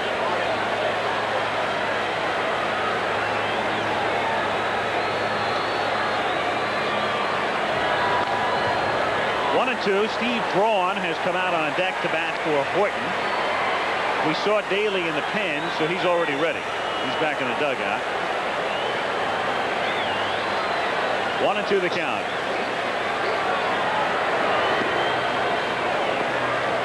Two and two. You get the feeling Saberhagen's first call after the game might be home, don't you? Indeed. Janine's still sitting there, we think. Now goes Landrum. If she's not, we've got a scoop. Well, you'll be the first to know anyway, we promise you. Well, this pitch right here is going to make a lot of right-handed hitters sitting at home that play in the American League real happy. He's come up with a sidearm curveball to go with the overhand one and the 93-mile-per-hour fastball. Number 25, Brian Harper.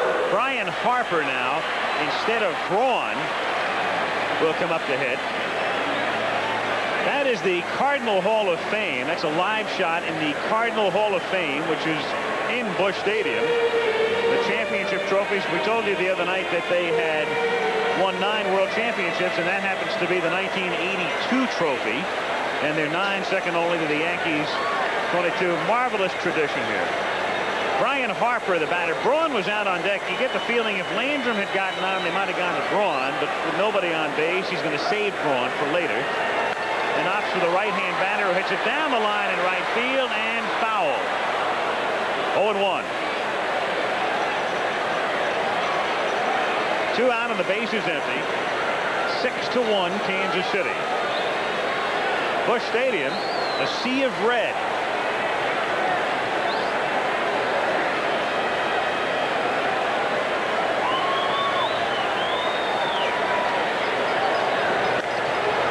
In the air just about to the same spot.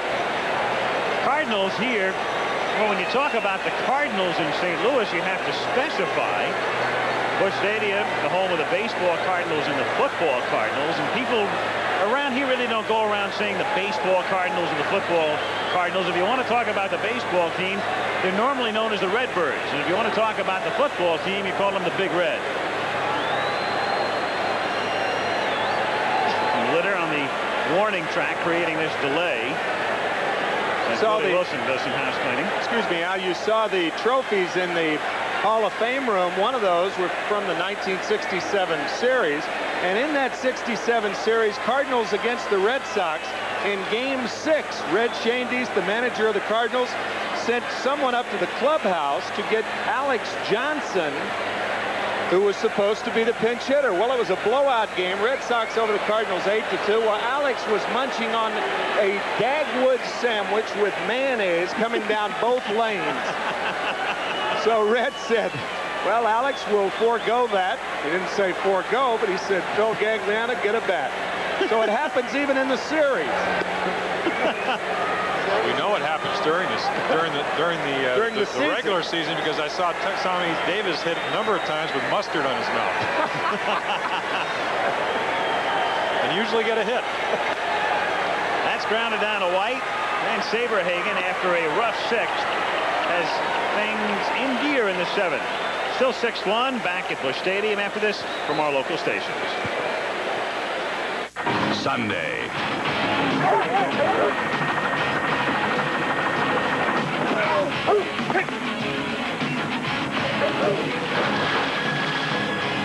Spencer's Robert Urich and Rocky's Carl Weathers. The Defiant Ones Sunday. Introducing the UPS Next Day Air Pack. It's made of 100-micron waterproof, tear-proof polyolefin, just like our competition's. It has a hot melt adhesive flap with peel-off release, just like our competition's. The only difference is most of our competition charges twice as much. Either they're paying way too much for their envelopes, or you're paying way too much for their service. UPS, we run the tightest ship in the shipping business. Coors showed me how they do things different, all the way down the line. And heat like this, that's important. Why? Well, heat headies up the taste of beer. Any beer. But if you went down to any Coors warehouse, this is what you'd see. Coors, stored cold. Now, Coors is the only one that can say that. It's expensive, kind of a hassle. But Coors distributors think it makes a difference. Right here, a difference worth tasting. Coors are the one. Oh, no, here they come again. Okay, don't smile so much and just the white is better. Hey, suck it up, babe. Oh, cute. The 1986 Mitsubishi Mighty Max and Mighty Max Sport can handle lots of abuse. Let's get it. Okay. But the new Mitsubishi Mighty Max 4-wheel drive can really dish it out. Mitsubishi takes you where you want to be. Mighty Max trucks. I think they like us. Could you save a life? Every family should have someone who can. And Red Cross is there to help you be the one. Channel 7 KBC-TV, Los Angeles. New Cardinal pitcher is Ken Daly, so they go deep into their pen tonight. Andujar, Campbell, Horton, Daly, pitcher number 4 for St. Louis. And he goes to work on the top of the order with Lonnie Smith to lead off, then Willie Wilson and George Bret. Lonnie with that big hit, that 2-run double in the 4th inning, coming with 2 out, coming after Kansas City had squandered some early opportunities. And we talked earlier that Sheridan had an at-bat in the 3rd inning that we felt was going to be extremely consequential in determining the outcome of this World Series if Kansas City was to get back in it. As it turns out now, that at-bat just took place 1 inning later with Lonnie Smith. Dick Hauser, placid as always. Strike 2, and they count 0-2.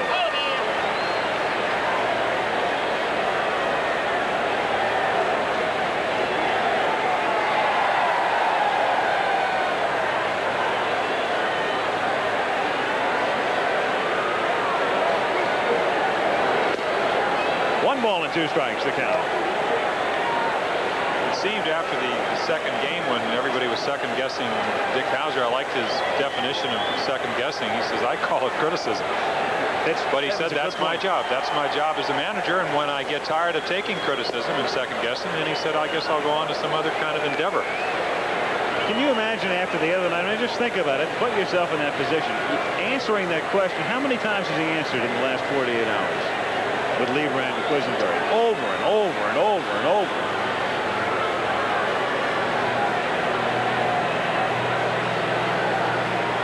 And I thought it was very interesting the way all of his players really stood up behind him as it's fouled away. Willie Wilson was, in effect, sort of in a backhanded way, indicating some criticism of him in a quote.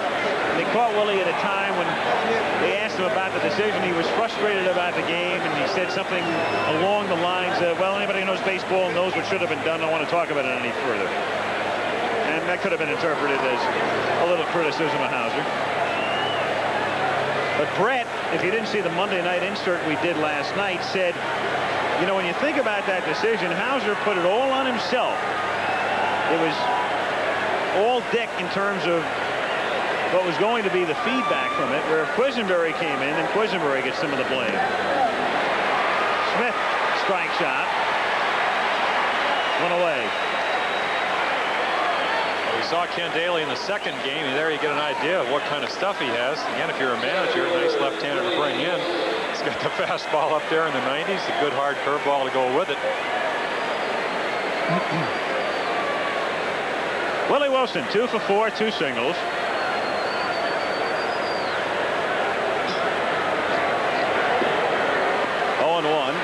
With all of the attention, as you look at Bret, focused on the series and the media involvement and everything, every time in the history of the series, naturally, a team gets down 2-0, the line of questioning is basically the same. Do you feel the pressure? Do you feel your backs into the wall and all that?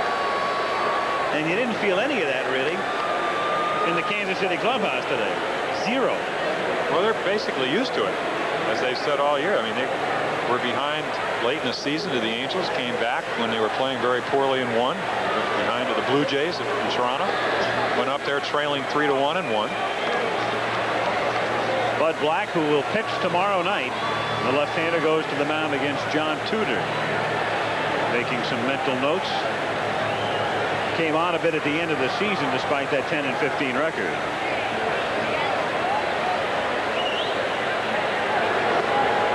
Strike 2, 2-2. 92 miles per hour, says the speed gun on that one. Willie's saying this guy's tough enough to hit when you call the strikes that are supposed to be strikes. Doesn't think that's a strike.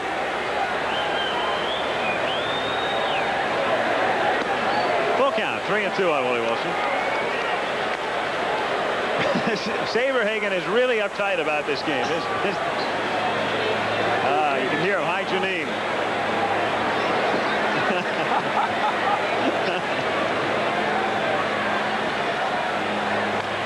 Foul away again. know where his heart is, and the Cardinals have found out where his fastball is tonight. And they found it pretty tough to hit. 3-2 the count. And Daly once again. Strike 3. And Wilson upset about strike 2. Ain't any happier over strike 3. Strike 2 was on the inside corner, and strike 3 is called on the outside corner by Jim McKean. Saberhagen wants to know if the baby's still there. I wish we could answer it for you.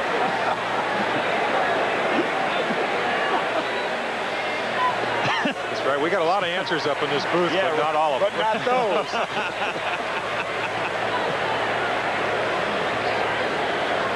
What those 6-1 leads will do, they'll loosen you up.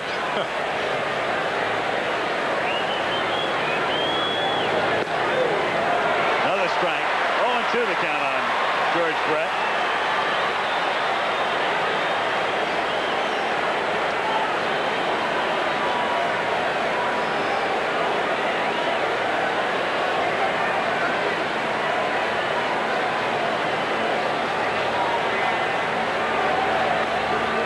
I mean, do you think guys like Marty Marion and Ty Cobb and some of the older fellas could have ever envisioned the day that the World Series would be watched by the whole country, and in the middle of the game, a pitcher would be delivering a message on television to his wife? No. On AstroTurf.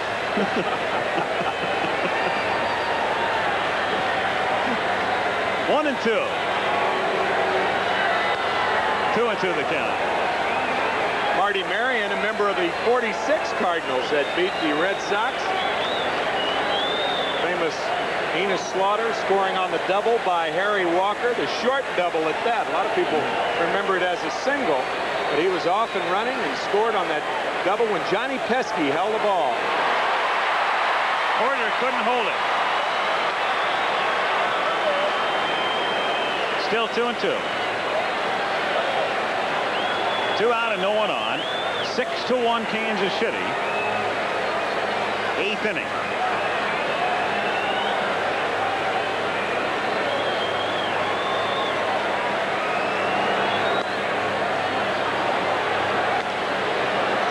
Three and two.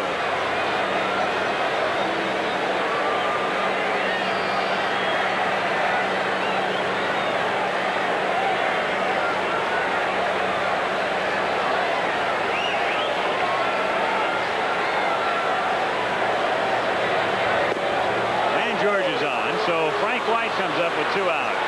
White's been a big man tonight. Hit into a double play walk, home run, and a double. Driven in 3 runs and scored twice. Not a bad night for George Bret either. No. 3 walks, 1 intentional, and 2 singles. He's been on base 5 straight times. Frank White, who's been there a long time, went to the old baseball academy started by Ewing Kauffman years ago to teach kids how to play ball. And he's the most famous graduate. Very much typifying the solidity and, in a way, as you look at his double here in the 7th inning, the demeanor of this Kansas City team. That double driving in a run, and is succeeding at bat following the homer. And he pops his foul. You get the feeling, though, around the Royals, to sum up the move, they would be one of the great teams to go on one of those off-season fan cruises with. You would have a lot of fun with them. Whereas, for instance, you took Reggie Jackson's A's of the mid-70s, a cruise with those guys, the captain's table would have been turned over every night. You guys overboard. 1-1 pitch is up high, ball 2. 2-1. You mentioned Frank White and graduating from the baseball academy back in 1973. How about the guy they turned away some 5 years later? Andre Dawson of the Montreal Expos. Gone on to be a pretty fair major league outfielder.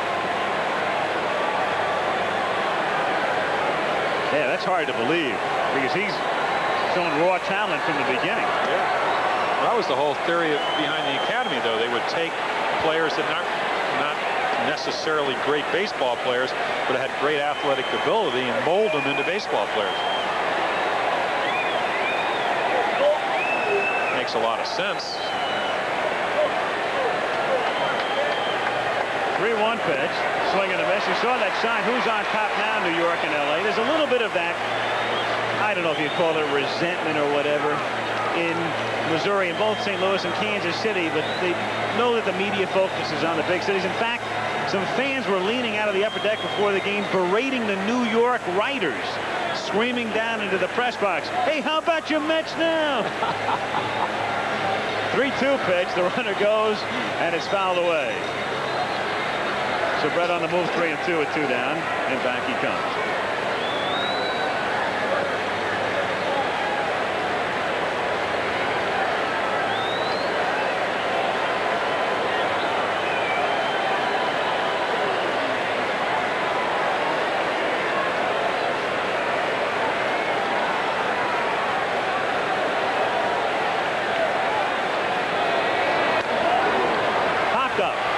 So they'll get White this time if Clark has room, and he does.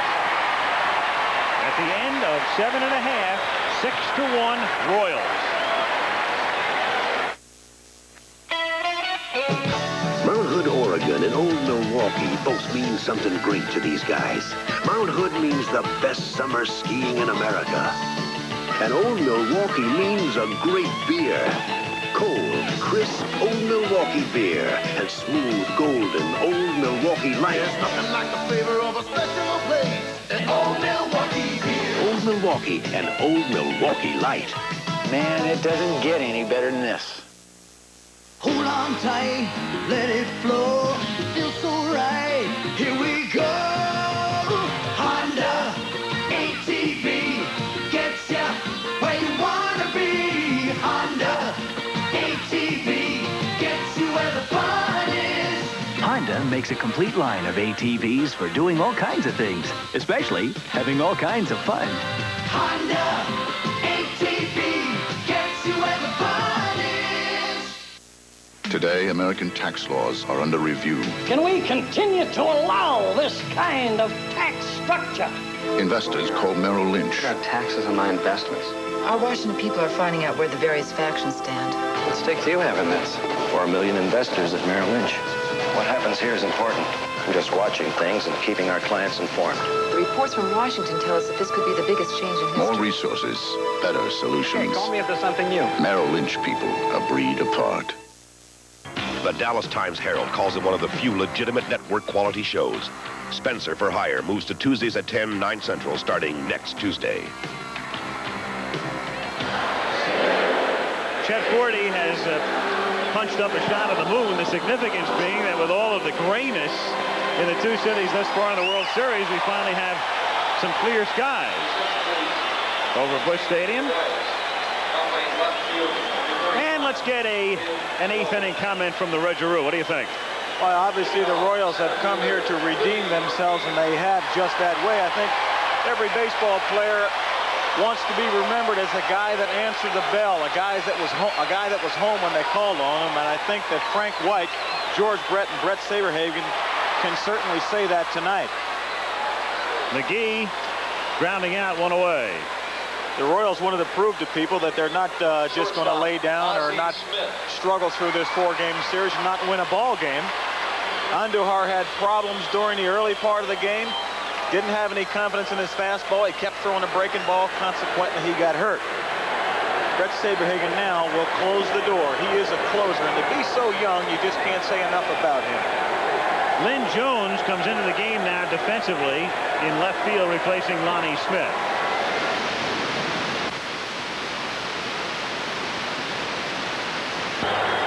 On the Wizard.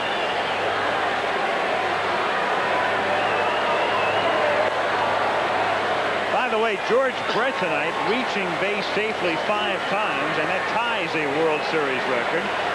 It's been done on 8 occasions, and most recently by Reggie Jackson in 1981 in the Yankee-Dodgers World Series. 2-1. Reggie figured he had to do something to make everybody forget a fly ball in the sun, as I recall. kidding me? Grounded to third. Great stop by Bret, who had to reach behind him, and he gets it. And so George is at it again at third. He's had a good postseason defensively.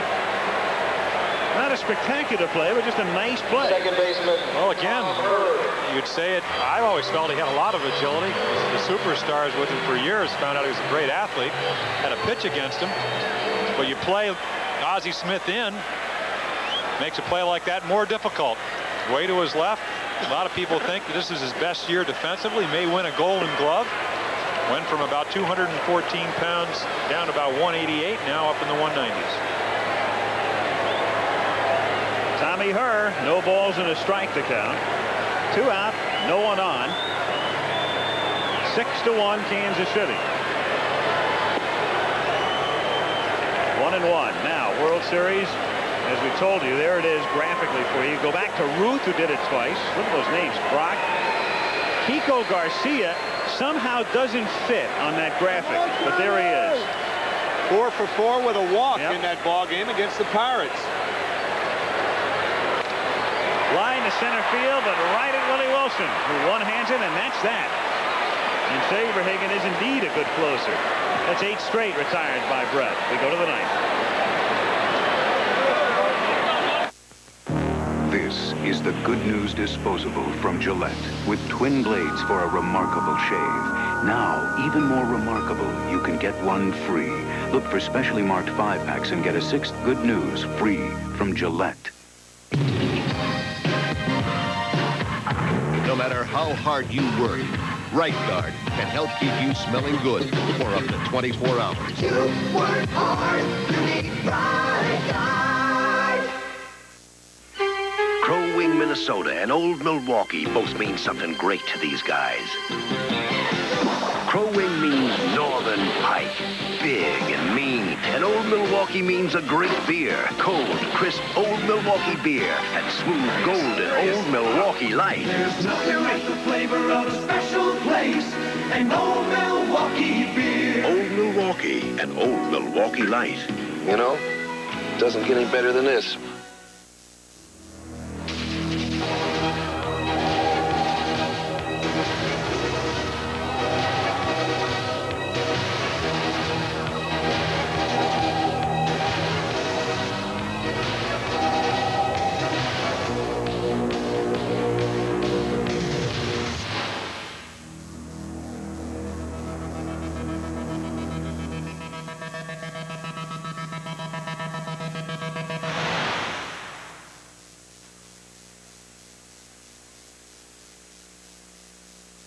That is my goal in this year's New York City Marathon. I wanted to win it.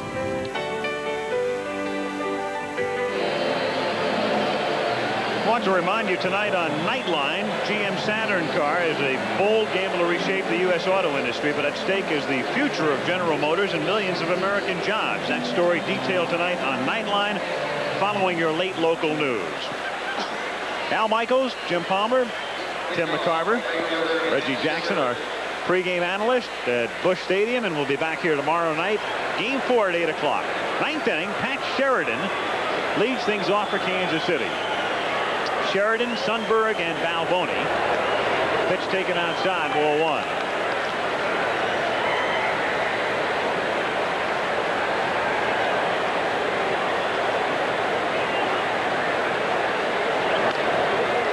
Ozzie Smith over to Clark.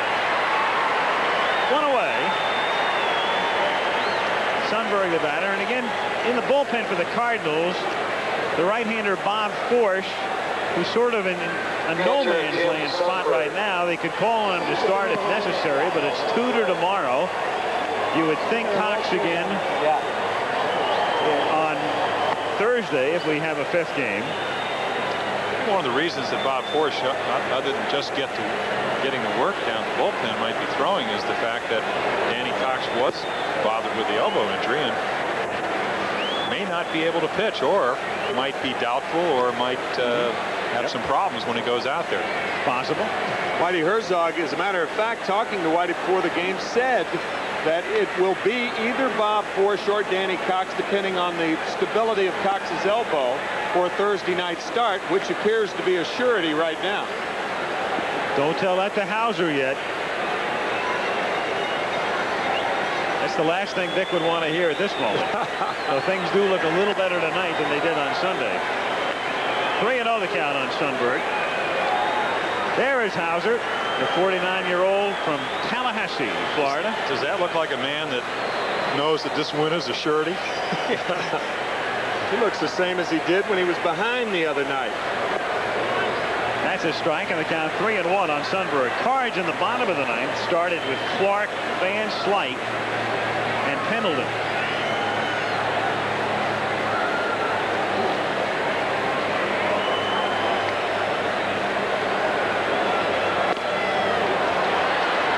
On the Royal catcher.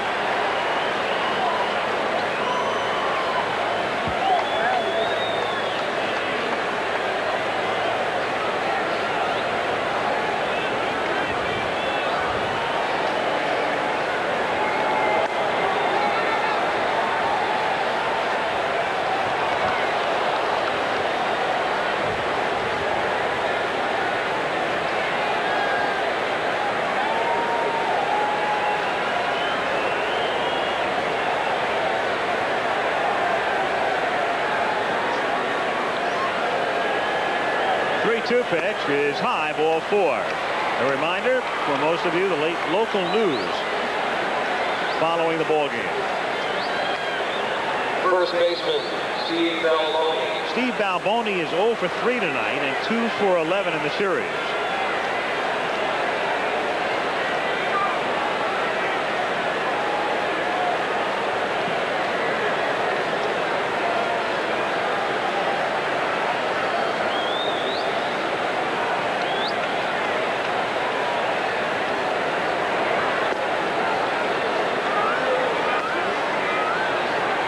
The last 13 teams losing the first 2 games went on to win the World Series. However, no team has done it under these circumstances, losing the first 2 on the road or at home and then coming back to win, as Kansas City will have to do. They will make history if they are able to win the 1985 World Series.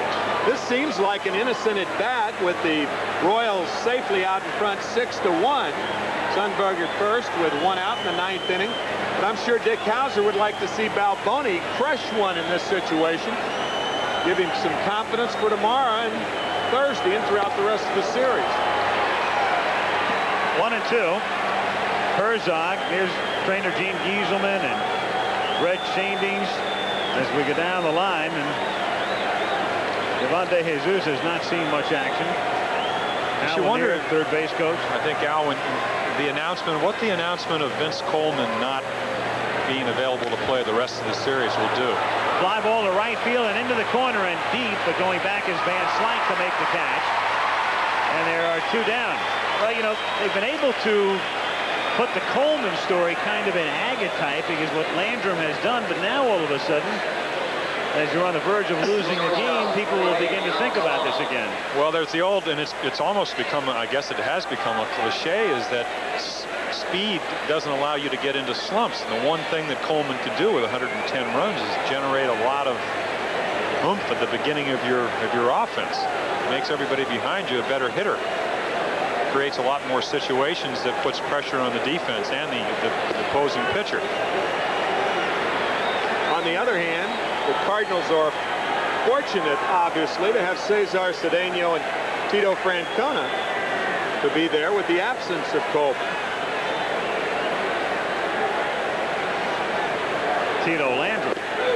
Wrong Tito. You said Francona. Oh, Tito Francona, I said? Right, you said. I was probably thinking of his .363 average with Cleveland and 59. I'm sure you were.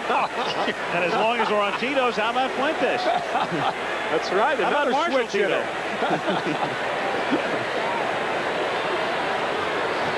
0-2 pitch is outside, and the count is 1-2. Tito's son Terry playing for the Montreal Expos, and that has nothing to do with it also, right?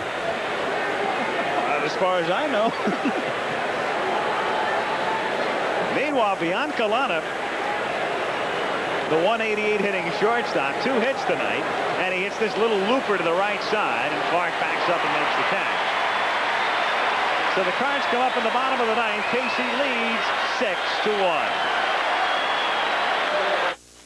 The Florida Everglades and Old Milwaukee both mean something great to these guys. The Everglades means airboating, as close as you can get to flying without leaving the ground. And Old Milwaukee means a great beer. Cold, crisp Old Milwaukee beer and smooth, golden Old Milwaukee Light. There's nothing like the flavor of a special place in Old Milwaukee beer. Old Milwaukee and Old Milwaukee Light. Hey, guys, it doesn't get any better than this. A lot of long-distance companies would like you to think they're just like AT&T. But take a closer look and see how different they really are. No operator service, no immediate credit for wrong numbers, and no service from many small towns. Only one long-distance company gives you full service, only AT&T. Sometimes there's just no substitute for the real thing. AT&T, the more you hear, the better we sound. AT&T, the right choice. Go for the lean. Arby's lean beef and cheddar or bacon cheddar deluxe. Lean! Be lean! Arby's tender, juicy lean roast beef with tangy cheddar cheese or with cheese, lettuce, tomato, and bacon. 2 delicious ways to eat lean and feel terrific. Be lean! Eat lean! Eat lean! On the lean team! Lean on me! Go for Arby's beef and cheddar or bacon cheddar deluxe. Lean on into Arby's! The recent Farm Aid concert did not solve all the problems facing American farmers, but the money raised is doing genuine good tomorrow on World News Tonight. CFA football, Keith Jackson will be with Frank Broyles for the Penn State-West Virginia game, which you'll see in most of the East. And in the West, Tim Brandt and the Cupper League Rose Cup out of Utah with Nebraska against Colorado. That's our CFA college football presentation. Coming your way Saturday. Bottom of the ninth inning. Jack Clark to lead things off. Clark 1 for 3. KC leading it 6-1. And that's a strike to Jack, and the count is 0-1. So much for the Reggie bar, huh?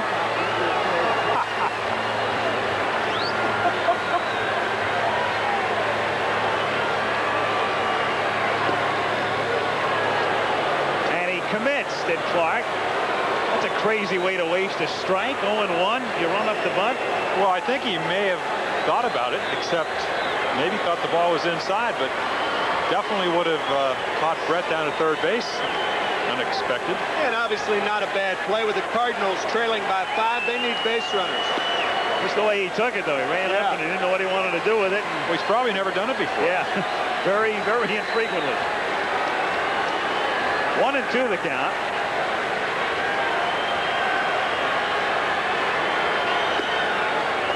Two and two.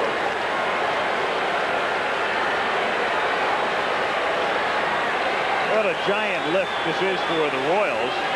Not only winning the ball game, but the way Saberhagen is doing it. And on a night when the bullpen is a little soft, down he goes. We said before that Bud Black might have been available, and House was thinking earlier on.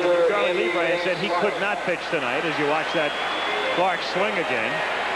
And so not only did they need a victory, but a complete game will really help get everything back in cycle for KC.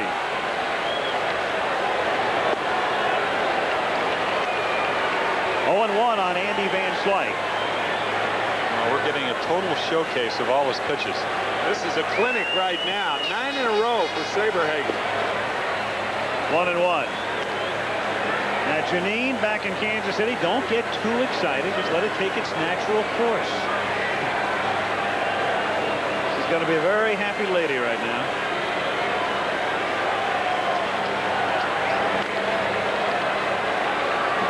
One ball, 2 strikes. This telecast presented by authority of Major League Baseball may not be reproduced or retransmitted in any form without the expressed written consent of Major League Baseball.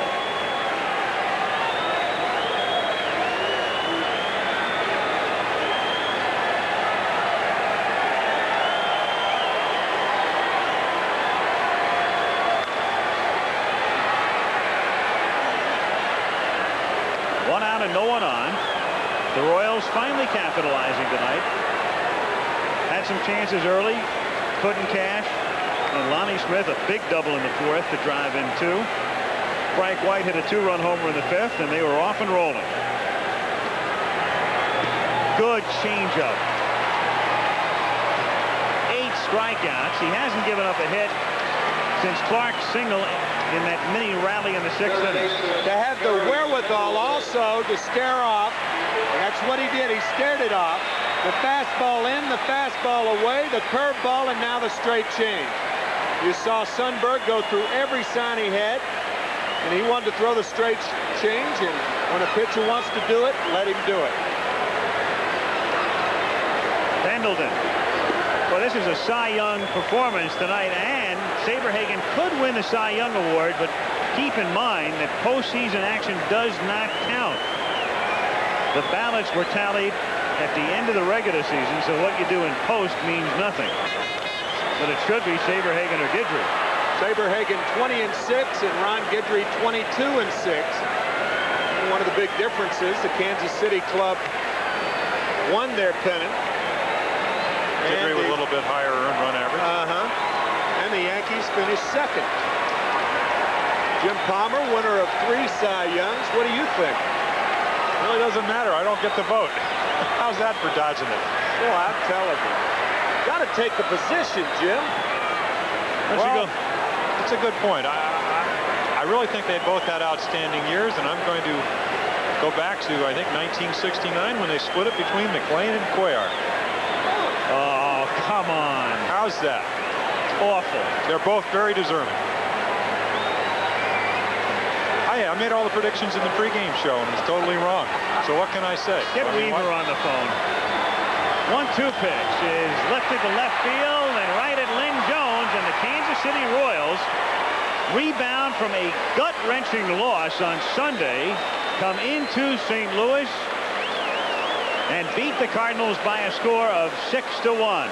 Bret Saberhagen will be in that clubhouse in just a few moments, phoning up Janine. We'll be back.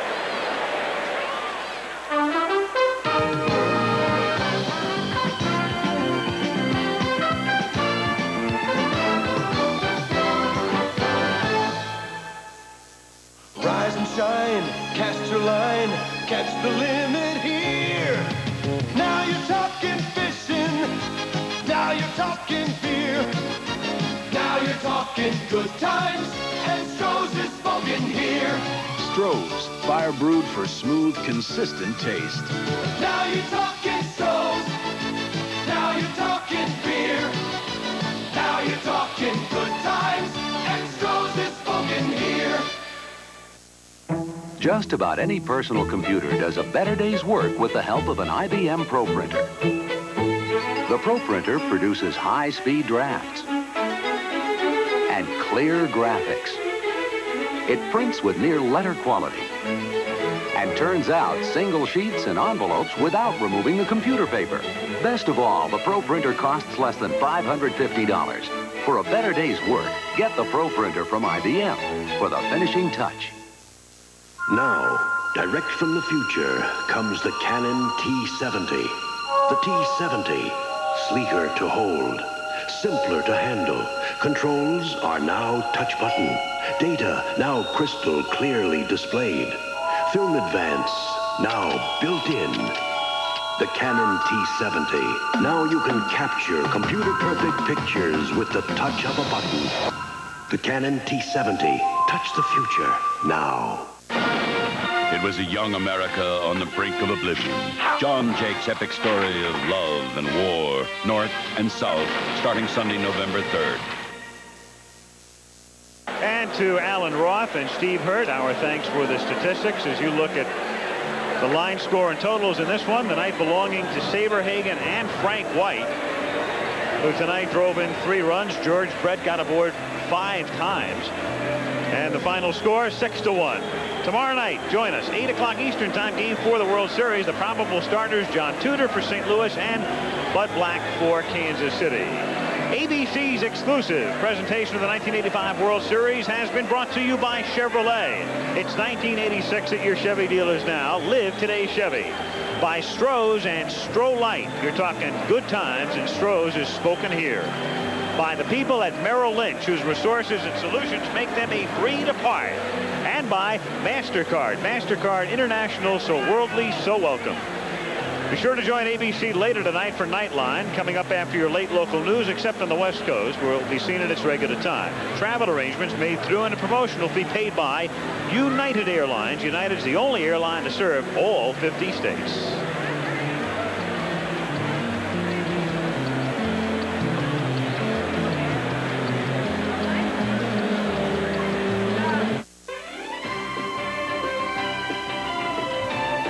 This has been a presentation of ABC Sports, recognized around the world as the leader in sports television.